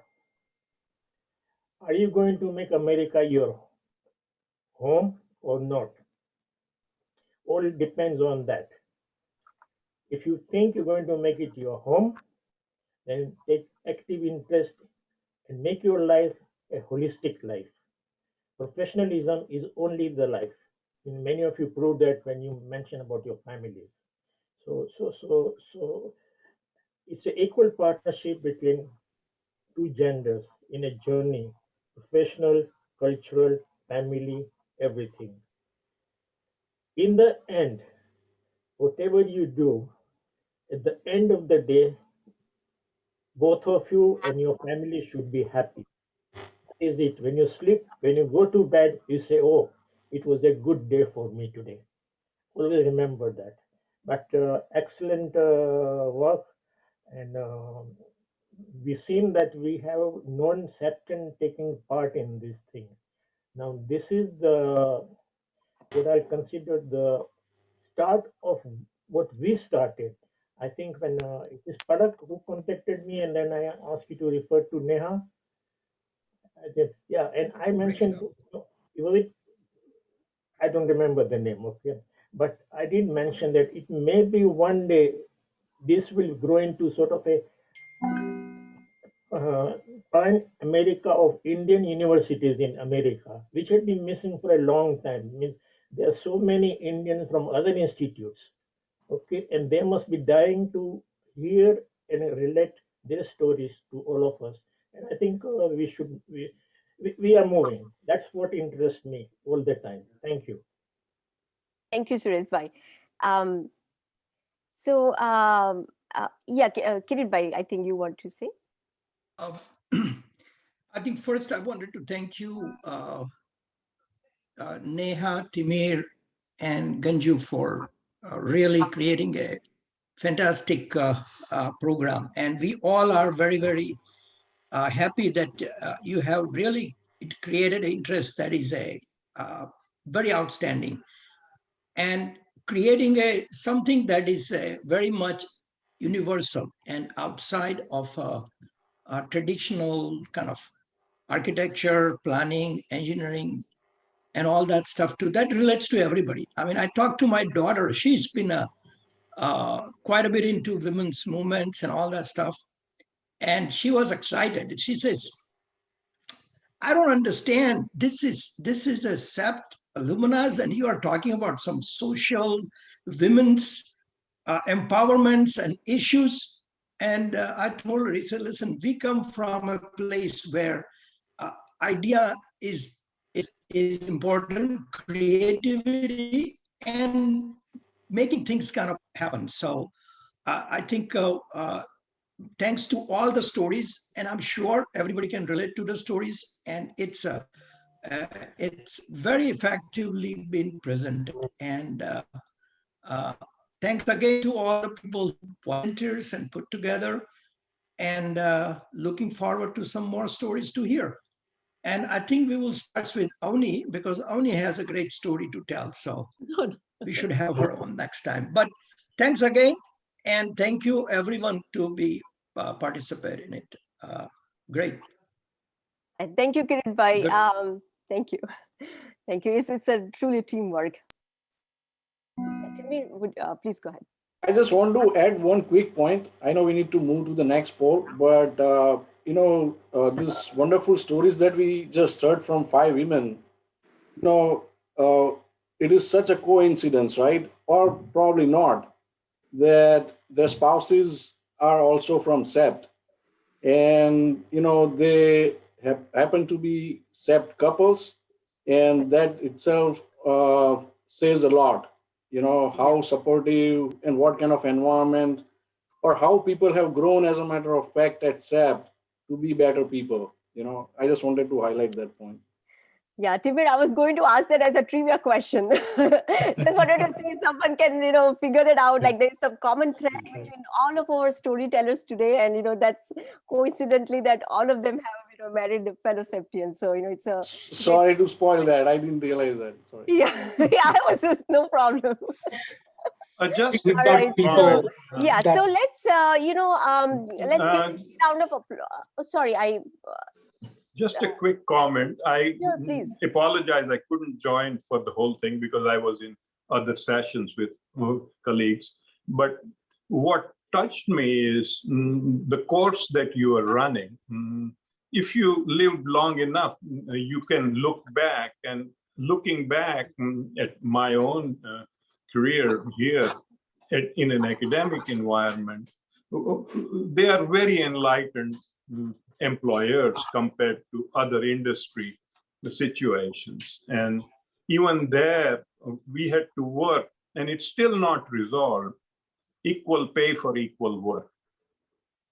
So the challenges which are present, and you are running the course, what are the present and future challenges which perhaps need be addressed?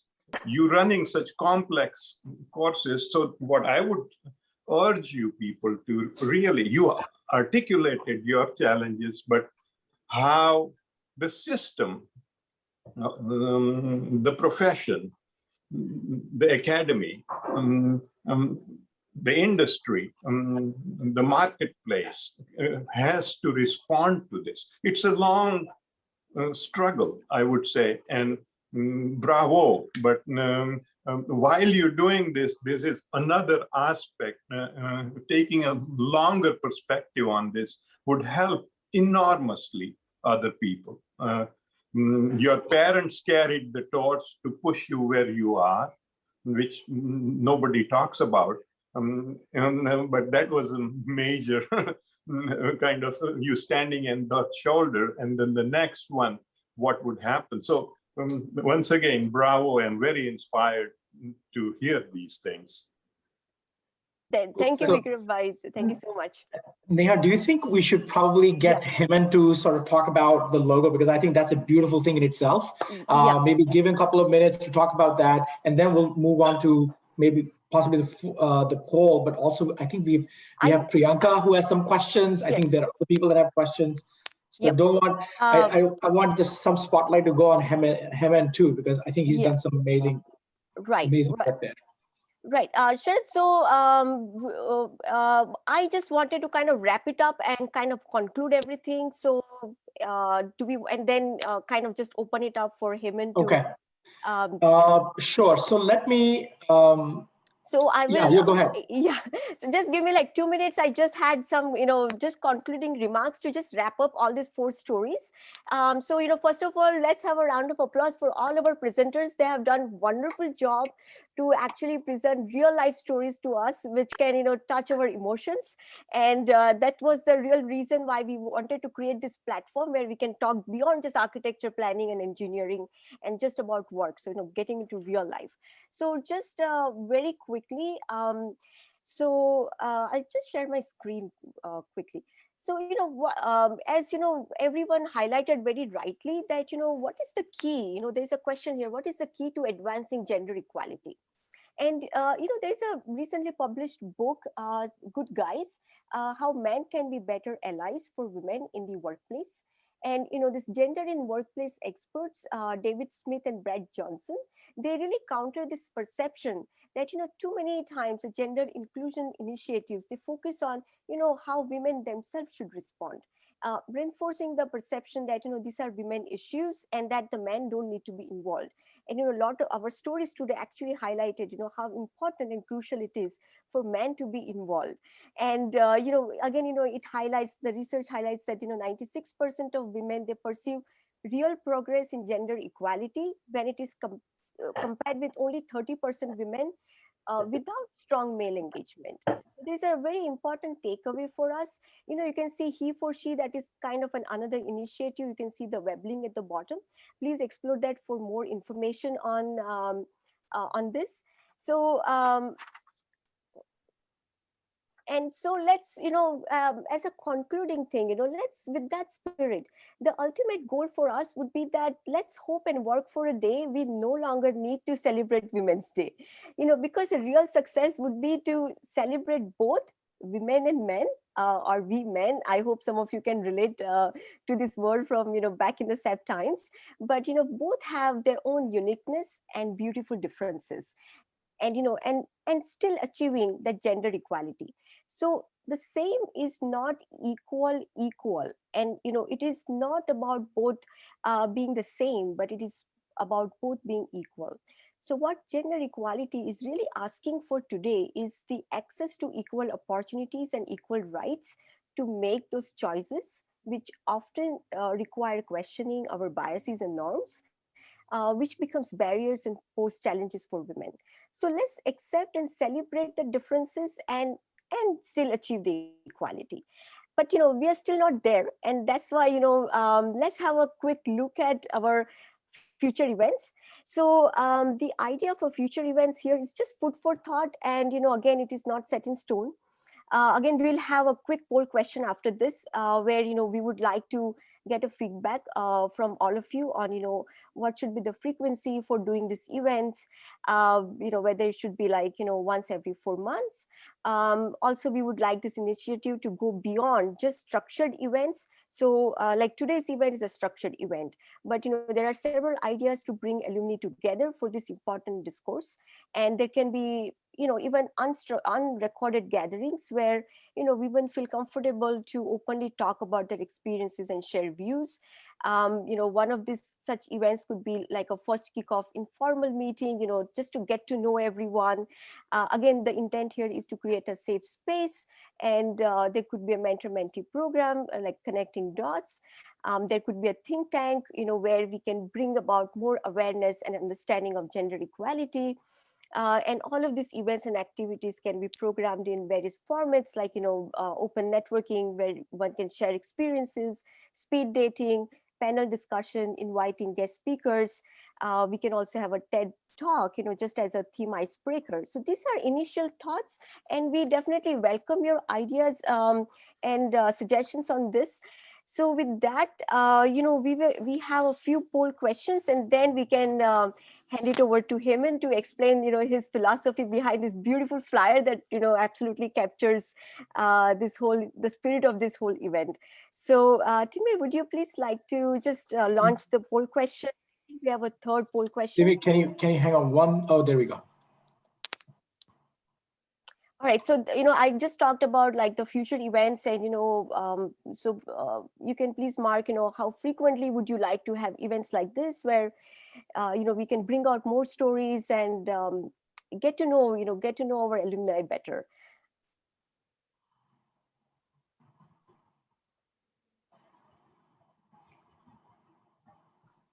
All right, I think 10 more seconds we can have, and then Timmy, maybe you can close the poll, and we can see the results.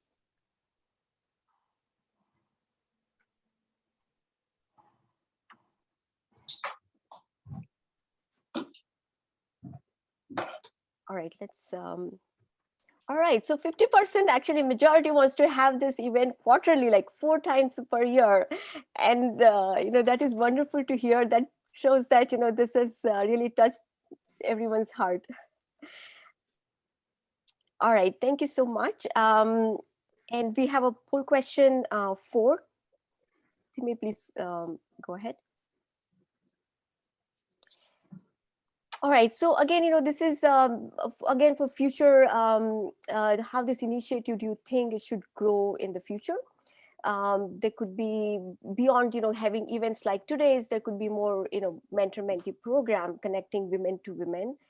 There could be some regular group meetings, like, a lot of these lean-in circles, they meet like once a month on different topics. And those are just informal gatherings on some specific topic that they get together, and they get to talk about their experiences and learn from each other. there could be more of events like today's, which is more structured events. And there could be, just professional networking among women.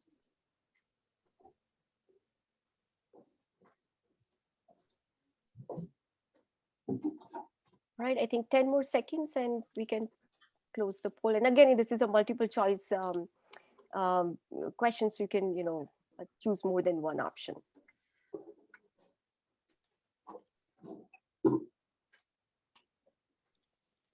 All right, so the majority is professional networking among women.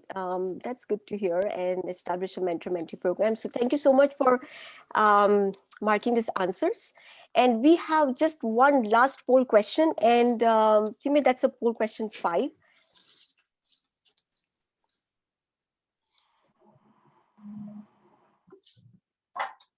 All right, so this is choose one, and the idea behind this question was that when we were actually structuring this event, we reached out to a lot of women stories by different and a lot of women were kind of not comfortable sharing a story on a recorded session like today's. So we thought that it might also be helpful to have few events which are unrecorded, where they feel more comfortable to talk about things that they might not feel comfortable like today's setting. So we could also have more of those informal unrecorded events as well.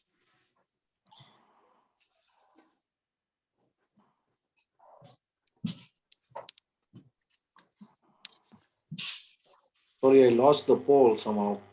Okay, right here. No problem. All right. Okay, so the majority who wants recorded session, okay. But we also, 40 is pretty close. So we can definitely look into that. Thank you so much for, marking your answers. And so with that, I would like to thank everyone. And this was a great teamwork. And I would like to hand it over to Heyman, who can, just kind of tell us, what really inspired you behind this logo. We know the inspiration, but please talk about it. Heyman, before you get started, I just want to quickly interject here. The way we typically like to conclude these events is we sort of follow up with a social happy hour after this. And we've got a great person that leads the company in Vancouver. Timmy, do you have an ability to mute people? Can you mute? Yeah, I'm not sure where the sound is coming from. Okay, I think it's, yeah, I think he might have accidentally left his, oh, there we go. Okay, perfect. So, okay. So I don't know if anybody, most of you probably know Param, but he's our chosen guy that he actually leads the social happy hours. He engages in great conversation. So invite you all to participate in the social hour that's led by Param. And it's a super fantastic time. He has this unique ability to get you guys to talk about different things while engaging you in a couple of drinks. So invite you all to stay back after Heyman talks about his idea behind the logo and stuff. So Heyman, all you. Sorry, before you jump in, Heyman, I just want to take a moment to say this wouldn't have happened if we didn't have our organizers to make this happen. So great kudos to all presenters and all organizers. Great job. We should be proud of back on our pad, and thank you, everyone that you see playing a role, everyone. And thanks for everyone to come and join. Thank you. And I know, Priyanka, you have a question. We will get your question for sure. Okay, guys, I won't take much time. I know everybody wants to talk and mingle. So just a couple minutes, about the event. This is such an incredible event. People say that it takes a village to raise a kid, but after hearing all the stories, I must say that it takes such a powerful woman to raise the entire community. And we need more and more such amazing, powerful stories to influence our life. I'll take a couple minutes just to say you guys can go through what I've just quickly prepared. First of all, thank you everyone for all the organizers to give me this opportunity to work on this particular, I should not say logo because it's such an underrated word. it's a brand that I want to create, and with all your help. I must say, Forum, that's an amazing the concept note, I would say, from her perspective. And they've been talking about this for last 3 months, every Saturdays and Sundays and many more. So amazing work. For me, this was like any other project. This was a challenging project to start with, but when I got involved and understood the nuances of the project, it is one of the simplest project, or rather making a brand for me, because my source of inspiration is absolutely in-house. It's the powerful woman, not only behind the story what she said, but the behind our own story. And Sharad, you guessed it right, man, and everybody. This is my biggest source of inspiration. And to be honest, I have one of her photo like that. Of course, not in this profile, but and that's what I'm trying to depict. That's why I'll never let her cut her hair also so short. She has to keep it like that. So Shalini, thank you so much for being in life. And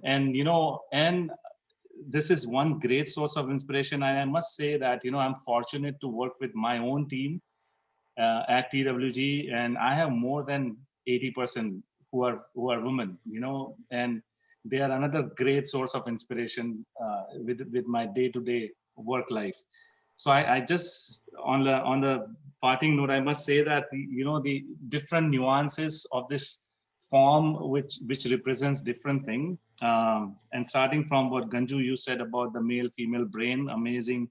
What Amit talked about, the babysitting part, it's such a cliche. The phone call, the accent part, which Rupangi talked about, and Subhi Vikas, your story. Just on the concluding part, I would say the form follows the function. I would say the form follows the movement, and that is the movement which I want to talk about, and which I'm trying to represent. It is free-flowing, powerful, bold, energetic, contextual, which is extremely important. What I learned something today out of all of you. And I also want to say that there should not be a Women's Day. I don't believe in that. Of course, it talks about that Women's Day, but let us make this new normal of every day, and acknowledge with a powerful strength what has been given from them, that it is a new normal, that every day is a source of inspiration from them. And I'm the living example. So thank you guys. Thank you so much for giving me this opportunity that I could do a little bit. And I as I said, I would love to take this brand to next level with all your help. Thank you.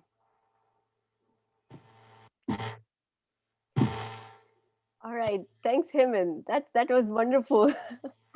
All right, so I think Bianca had some question. We should probably entertain some questions. Yes. Hi, everyone. First of all, thank you for organizing this.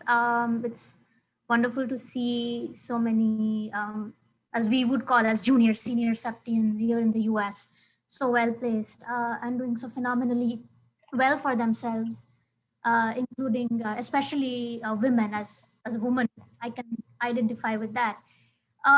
There's a point that I would like to bring to the table, something that has, something has been occupying me for a while and as new to the United States. And it's the question of immigration, which is what has enabled all of you in the first place to do what you're doing. Now, the challenges are many. One is, at this point, I'm on a student visa. I graduated 2 years ago from Yale University. I'm working, but there is the uncertainty of the H-1B visas with the lottery. We all know how difficult it is for citizens of Indian origin to get the green cards based on employment. And I wonder if you have any feedback for young women, because I say young women, and this applies equally to men who are in my shoes, but young women, I emphasize that because the field perceives us in a certain way as young women of color. So I would like to emphasize that. but it applies equally to my male colleagues who are in the same shoes as me. How do you bring up these challenges of immigration in the workplace, and how do you navigate this as a young person? And most often what I hear is that, the easiest way is to get married to a US citizen. And that's not something that I want to hear as a young woman who came here to study, who's trying to figure it out on her own based on sheer hard work, education. And I would appreciate if you had any feedback or how to navigate these things when it comes to something as fundamental as immigration. Thank you.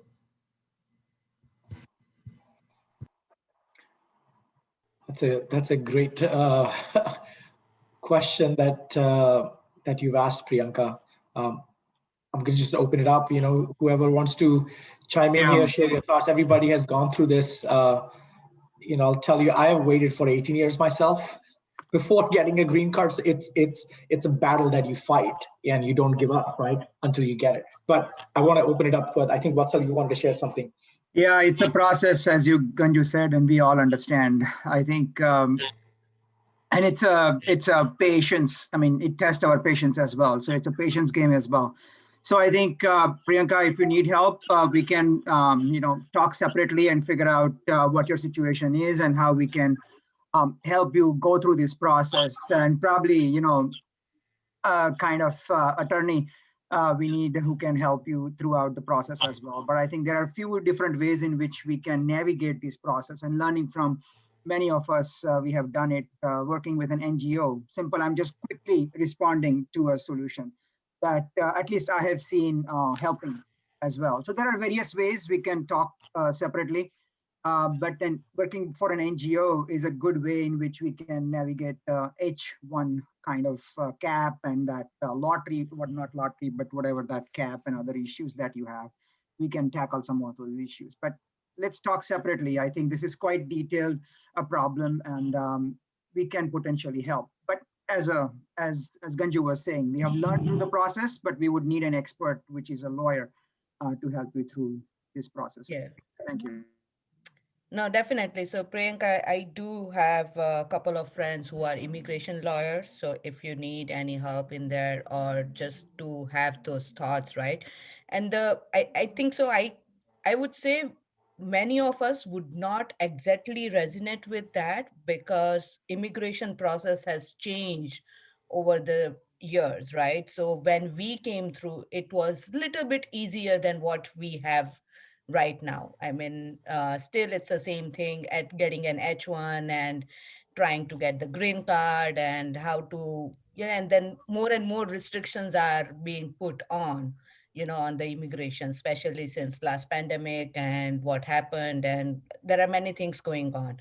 But like on a personal level, if you would like, you can definitely, we can connect and I can get you in contact with immigration lawyers so they know the current laws and how or what others are doing. In that way, we can definitely help you out with that. But yeah, like I have been in this country since 99. So yes, I have been through the same process. But thanks to my husband, I got my green card in that sense. And he's in IT field. So, it's a little bit different than what we are facing as an architect or from the CEPT, I would say. Priyanka, out of curiosity, did you mean that how do you even have these conversations with your employer? Is that where you were going with this?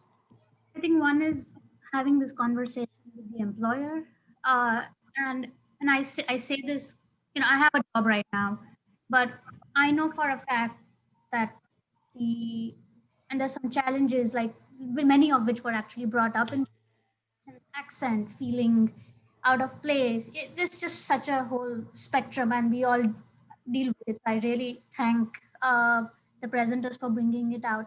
But then to add to that is to ask your employer for immigration, and that's if there was any guidance or even negotiating, let's say, your initial pay.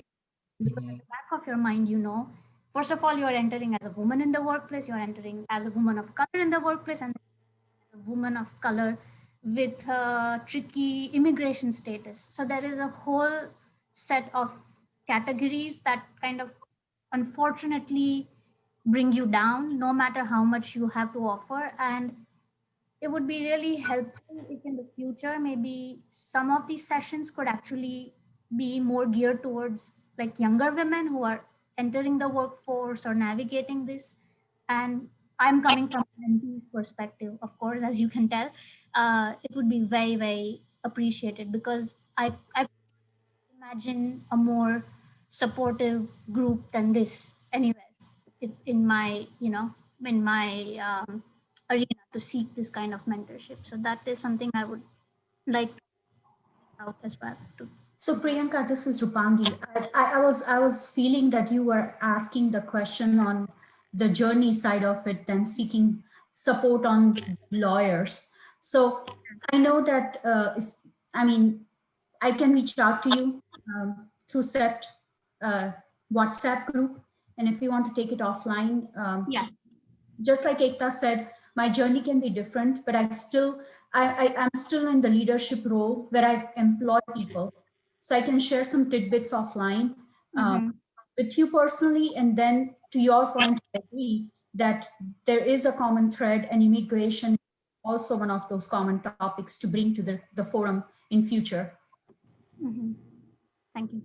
And feel free to connect with me as well, Priyanka. I would love to help you in any way I can. I may not be able to give you legal advice because I'm not an attorney, but I can definitely point you in the right direction, because the points that you bring up are very, very valid, right? Being a woman of color, being people try to extort situations, right, where they might pay you less than what they should, and there's a lot of different things. So we'll definitely love to help you in any way we can. So a conversation can all of that it'll get it started, right? Just having that first conversation. So feel free to reach out anytime. Thank you. Thank you. So Priyanka, are you part of the WhatsApp group? I am. Okay, perfect. So we all can connect. Will be that at least connect to 3 or 4 of the members of the group and be in constant touch with them, because you are going through that process. I can see from what you're telling me and from what you've written in the past also. You somehow you need some assurance. Yes. Okay, and I think it'd be good for you to connect to few of our alumni members, CEPTians, who are free enough to at least be in touch with you at least once a week, or 2 of them once a week. And I think you need it very badly at this stage. The other part will follow on the immigration issue and other thing, your working pattern in the office and all that thing. But right now you need that support, that I can see. And I'm sure as a group, it will be there for you, definitely. And I'm on the behalf of many other, CEPTians who unfortunately I don't see as many in this today's event, but there are many in the group who are navigating, irrespective of their gender, are navigating the same thing. And we all aspire to be in your shoes someday, and it's just that we need the support, because like you said, immigration has changed greatly from the late 90s and early 2000s to now, with the caps and the lotteries and employment-based, restrictions. So it's on behalf of many more who struggle with the same questions that we can use this forum to also reach out to younger alumni. Thank you. Hey Priyanka, I can also offer some support. I'm someone who graduated recently and got my H1 not too long ago. So I might be able to relate to your situation a little bit better. So reach out to me and maybe I can give you some tips and tricks that worked for me or didn't work for me. I also have a brother who graduated recently. So he also just got into the workforce. So he might be going through a similar process. So I try and help out whosoever approaches, and always ready to jump and help out. All right. Thanks. We can connect. Thanks. Yeah. I think I have I think this comment, this is Kirit Desai, and it is a very different story from my perch. Back in 70s, they used to send us a green card to home. They were looking for somebody to go fight a Vietnam War for America. So we try to dodge getting this green card. So it's a different perspective. But I think the best idea is to reach out to some of these people, put and the people with a similar kind of problems or questions. And if you create a kind of a group, that's a lot of shared experience. And as I think Kushal says, that there are recent ones, those who have gone through it, can really be definitely a lot more beneficial. But as a group, we can assure you that reach out to us, reach out to anybody that you feel comfortable, and we will definitely help you. So that's assured. As Suresh says, you are not alone. Okay, we are all will be with you. Henry, you had something? Oh, sorry. One thing, just one quick thing I want to add here is what anybody can help you with is their experience. Ultimately, this is a legal matter and you must seek legal advice. And we as a group, we can help people or we can connect people, one person to the other. But honestly speaking, this is not a right platform to advise somebody on legal matters. So, attorney is the right person to talk about these matters. You can always ask for people's opinion and people would be happy to, share their experiences or, their suggestions. But keep in mind that attorney is the ultimate way to go. Yeah, it's more. You may want to stop recording also, by the way. Yeah. How did you, for example, back in the day, or how do you bring this up with your employer? It's the softer aspect. It's not necessarily legal advice because I think that's what I sense that's where you're going with this, Priyanka, is like, how do you even bring up for the first time in front of your employer, right? Hey, I want to work here. I want you to sponsor my H-1B, how do you even bring up the conversation? I think that's what you're asking. It's because at the end of the day, it's them somebody else has to put the faith in you so it's the legal matters, of course, it's the attorney, but get your employer to even consider that. So, Priyanka, can I just add on, Neha, a few things here for Priyanka? Sure. I'm not a CEPT alumni, but I just wanted to mention to you, Priyanka, right? Some of the bits that you brought up, my suggestion is to believe in yourself and not think you're any less, right? So don't think that, oh, I am Indian, I am not, I am a female, I am such, right? So have that confidence, right? Build up your career in your repo at work, right?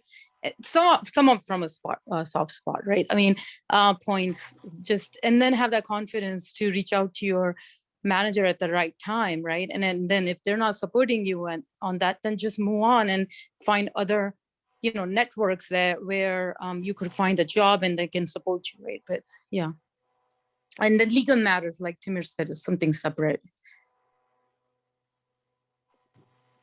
Right. So I think, Priyanka, thanks for bringing up, these are real life story issues. And, this was the entire idea to create this platform where we can, open up and, talk candidly and, really reach out to other people. So, definitely, I think there are a lot of us here who can kind of, get offline, help you, talk to you, because every situation is different. And, immigration journey is very unique for everyone. So, everyone has taken a very different route. So, if something worked for one, may not work for the other person. It's just very tricky in many ways. But definitely, you are at a right platform.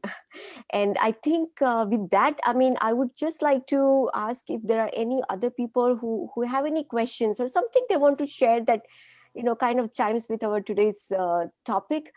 Before we stop the recording, we can, quickly take that, or we can end the recording and start with social hour. So if anyone wants to still jump in, share something, you heard something in the story, there's something that you would like to just, add your 2 cents, just feel free to jump in. Did you happen to have did you want to make a comment or something? I thought I saw a green rectangle around your window. You're asking me? Was it? Yeah, I thought you were yeah. to say something.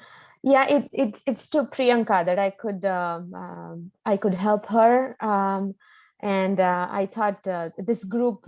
I wish I was in her shoes in 2008 when I first came to US and the economy going down. Like in first month, I had a job offer. They applied for me, and the economy hit so badly that they started laying off people, and I could never join that job. So I wish this group was there. I wish there were a few other people who could help me, but then I took a route of joining an MBA program. Through that, I got the CPT, and through that, I could survive a little bit. So it was, yeah, zigzag. Yeah. But yeah, that's what I wanted to say to Priyanka, that we're here for you, and I'll connect with you on WhatsApp. Can I say just one quick thing? Rishma wanted to connect, yeah? Rishma? You're on mute. Hi guys, I'm Rishma. I'm School of Architecture, 95 batch, 94 batch actually. Sorry, I forgot my batch. But hi Ekta, I can see a lot of familiar faces. Chandni is there. So these are all people I knew growing up, I would say, and good to see again. I just want to say to all of you guys, it's really a really good forum to begin and to continue. This going back to what Priyanka mentioned as well, challenges of women in North America, Indian women who are in fields of design essentially in North America are very different and very diverse. And in addition to that, the challenges of being a woman in the first place, and all the things that we discussed today, I think, and with COVID, there should not be a Women's Day. I believe there should be a Women's Year, a Women's Decade, maybe, in order to get us all back to some sense of equality that we all want to kind of achieve in our work and in our lives. I would also like to say one thing, maybe ending this whole thing with a little bit of a controversial statement. Why is it that we talk about family only from her perspective? Can we talk about family and careers in a regular CEPT AA forum as well? Because I don't believe that it's just the women who are responsible for raising the right family, right? So with all the challenges and all these strong women that we heard from today, I feel we should let's have one from his perspective, and let's not talk about architecture or let's talk about life and how that kind of has affected men and their perspective and their idea about raising a family. So this is my little 2 cents. I think the moment we'll have from his perspective in this forum, and everybody can talk about that, then there'll be some quality. Rishma, you bring up a very good point. In fact, our original plan was to sort of transition into the questions where we wanted to invite men into this conversation today. But I think, because we also want to give people equal opportunity and chance to talk, share their stories and not cut them off, so we didn't get to that point. But that was really the idea today, to really transition to men and invite them in this conversation and ask them how can they do this? How are they doing this, right? So maybe we'll have to wait for the next one, but I think you bring up a great point, right? That's something that's very important. Yeah, I just wanted to add, as Hemant explained the whole thought behind his vision and everything. So we have a great opportunity coming up, like we're gonna launch an online store where you'll be able to order the t-shirts and hoodies and sweatshirts. I did put the link in chat. I'm going to put it one more time, and it will be shipped out directly from the customized dependability is the brand. It's the place we are using. So they will be able to ship out all these apparels to you guys directly. So if you want to order it, you can order it. Go ahead. That's what I would like to say. And just to be clear that we're not trying to make money off of this merchandise. We're just sort of doing this at cost. But the idea is really to get it to people, our CEPT folks, so they can wear something and feel like we can all connect, right? Wearing these T-shirts. So nobody's trying to even make a penny out of these, right? Thank you, Ganju, for saying that. Yes. I think when we are thanking people who have contributed to this, obviously the organizers and all the speakers, but Hemen, again, thank you for designing this logo, spending time in that. And Ekta, we must thank you as well. You took lead in, even throwing out this idea, then getting it done for all of us and sending us all these things so that we can wear today. So thank you. Really appreciate that as well. Thank you. Welcome. It was my pleasure, definitely. And they all fit really well, by the way. At least for men, right? I cannot comment about women, but.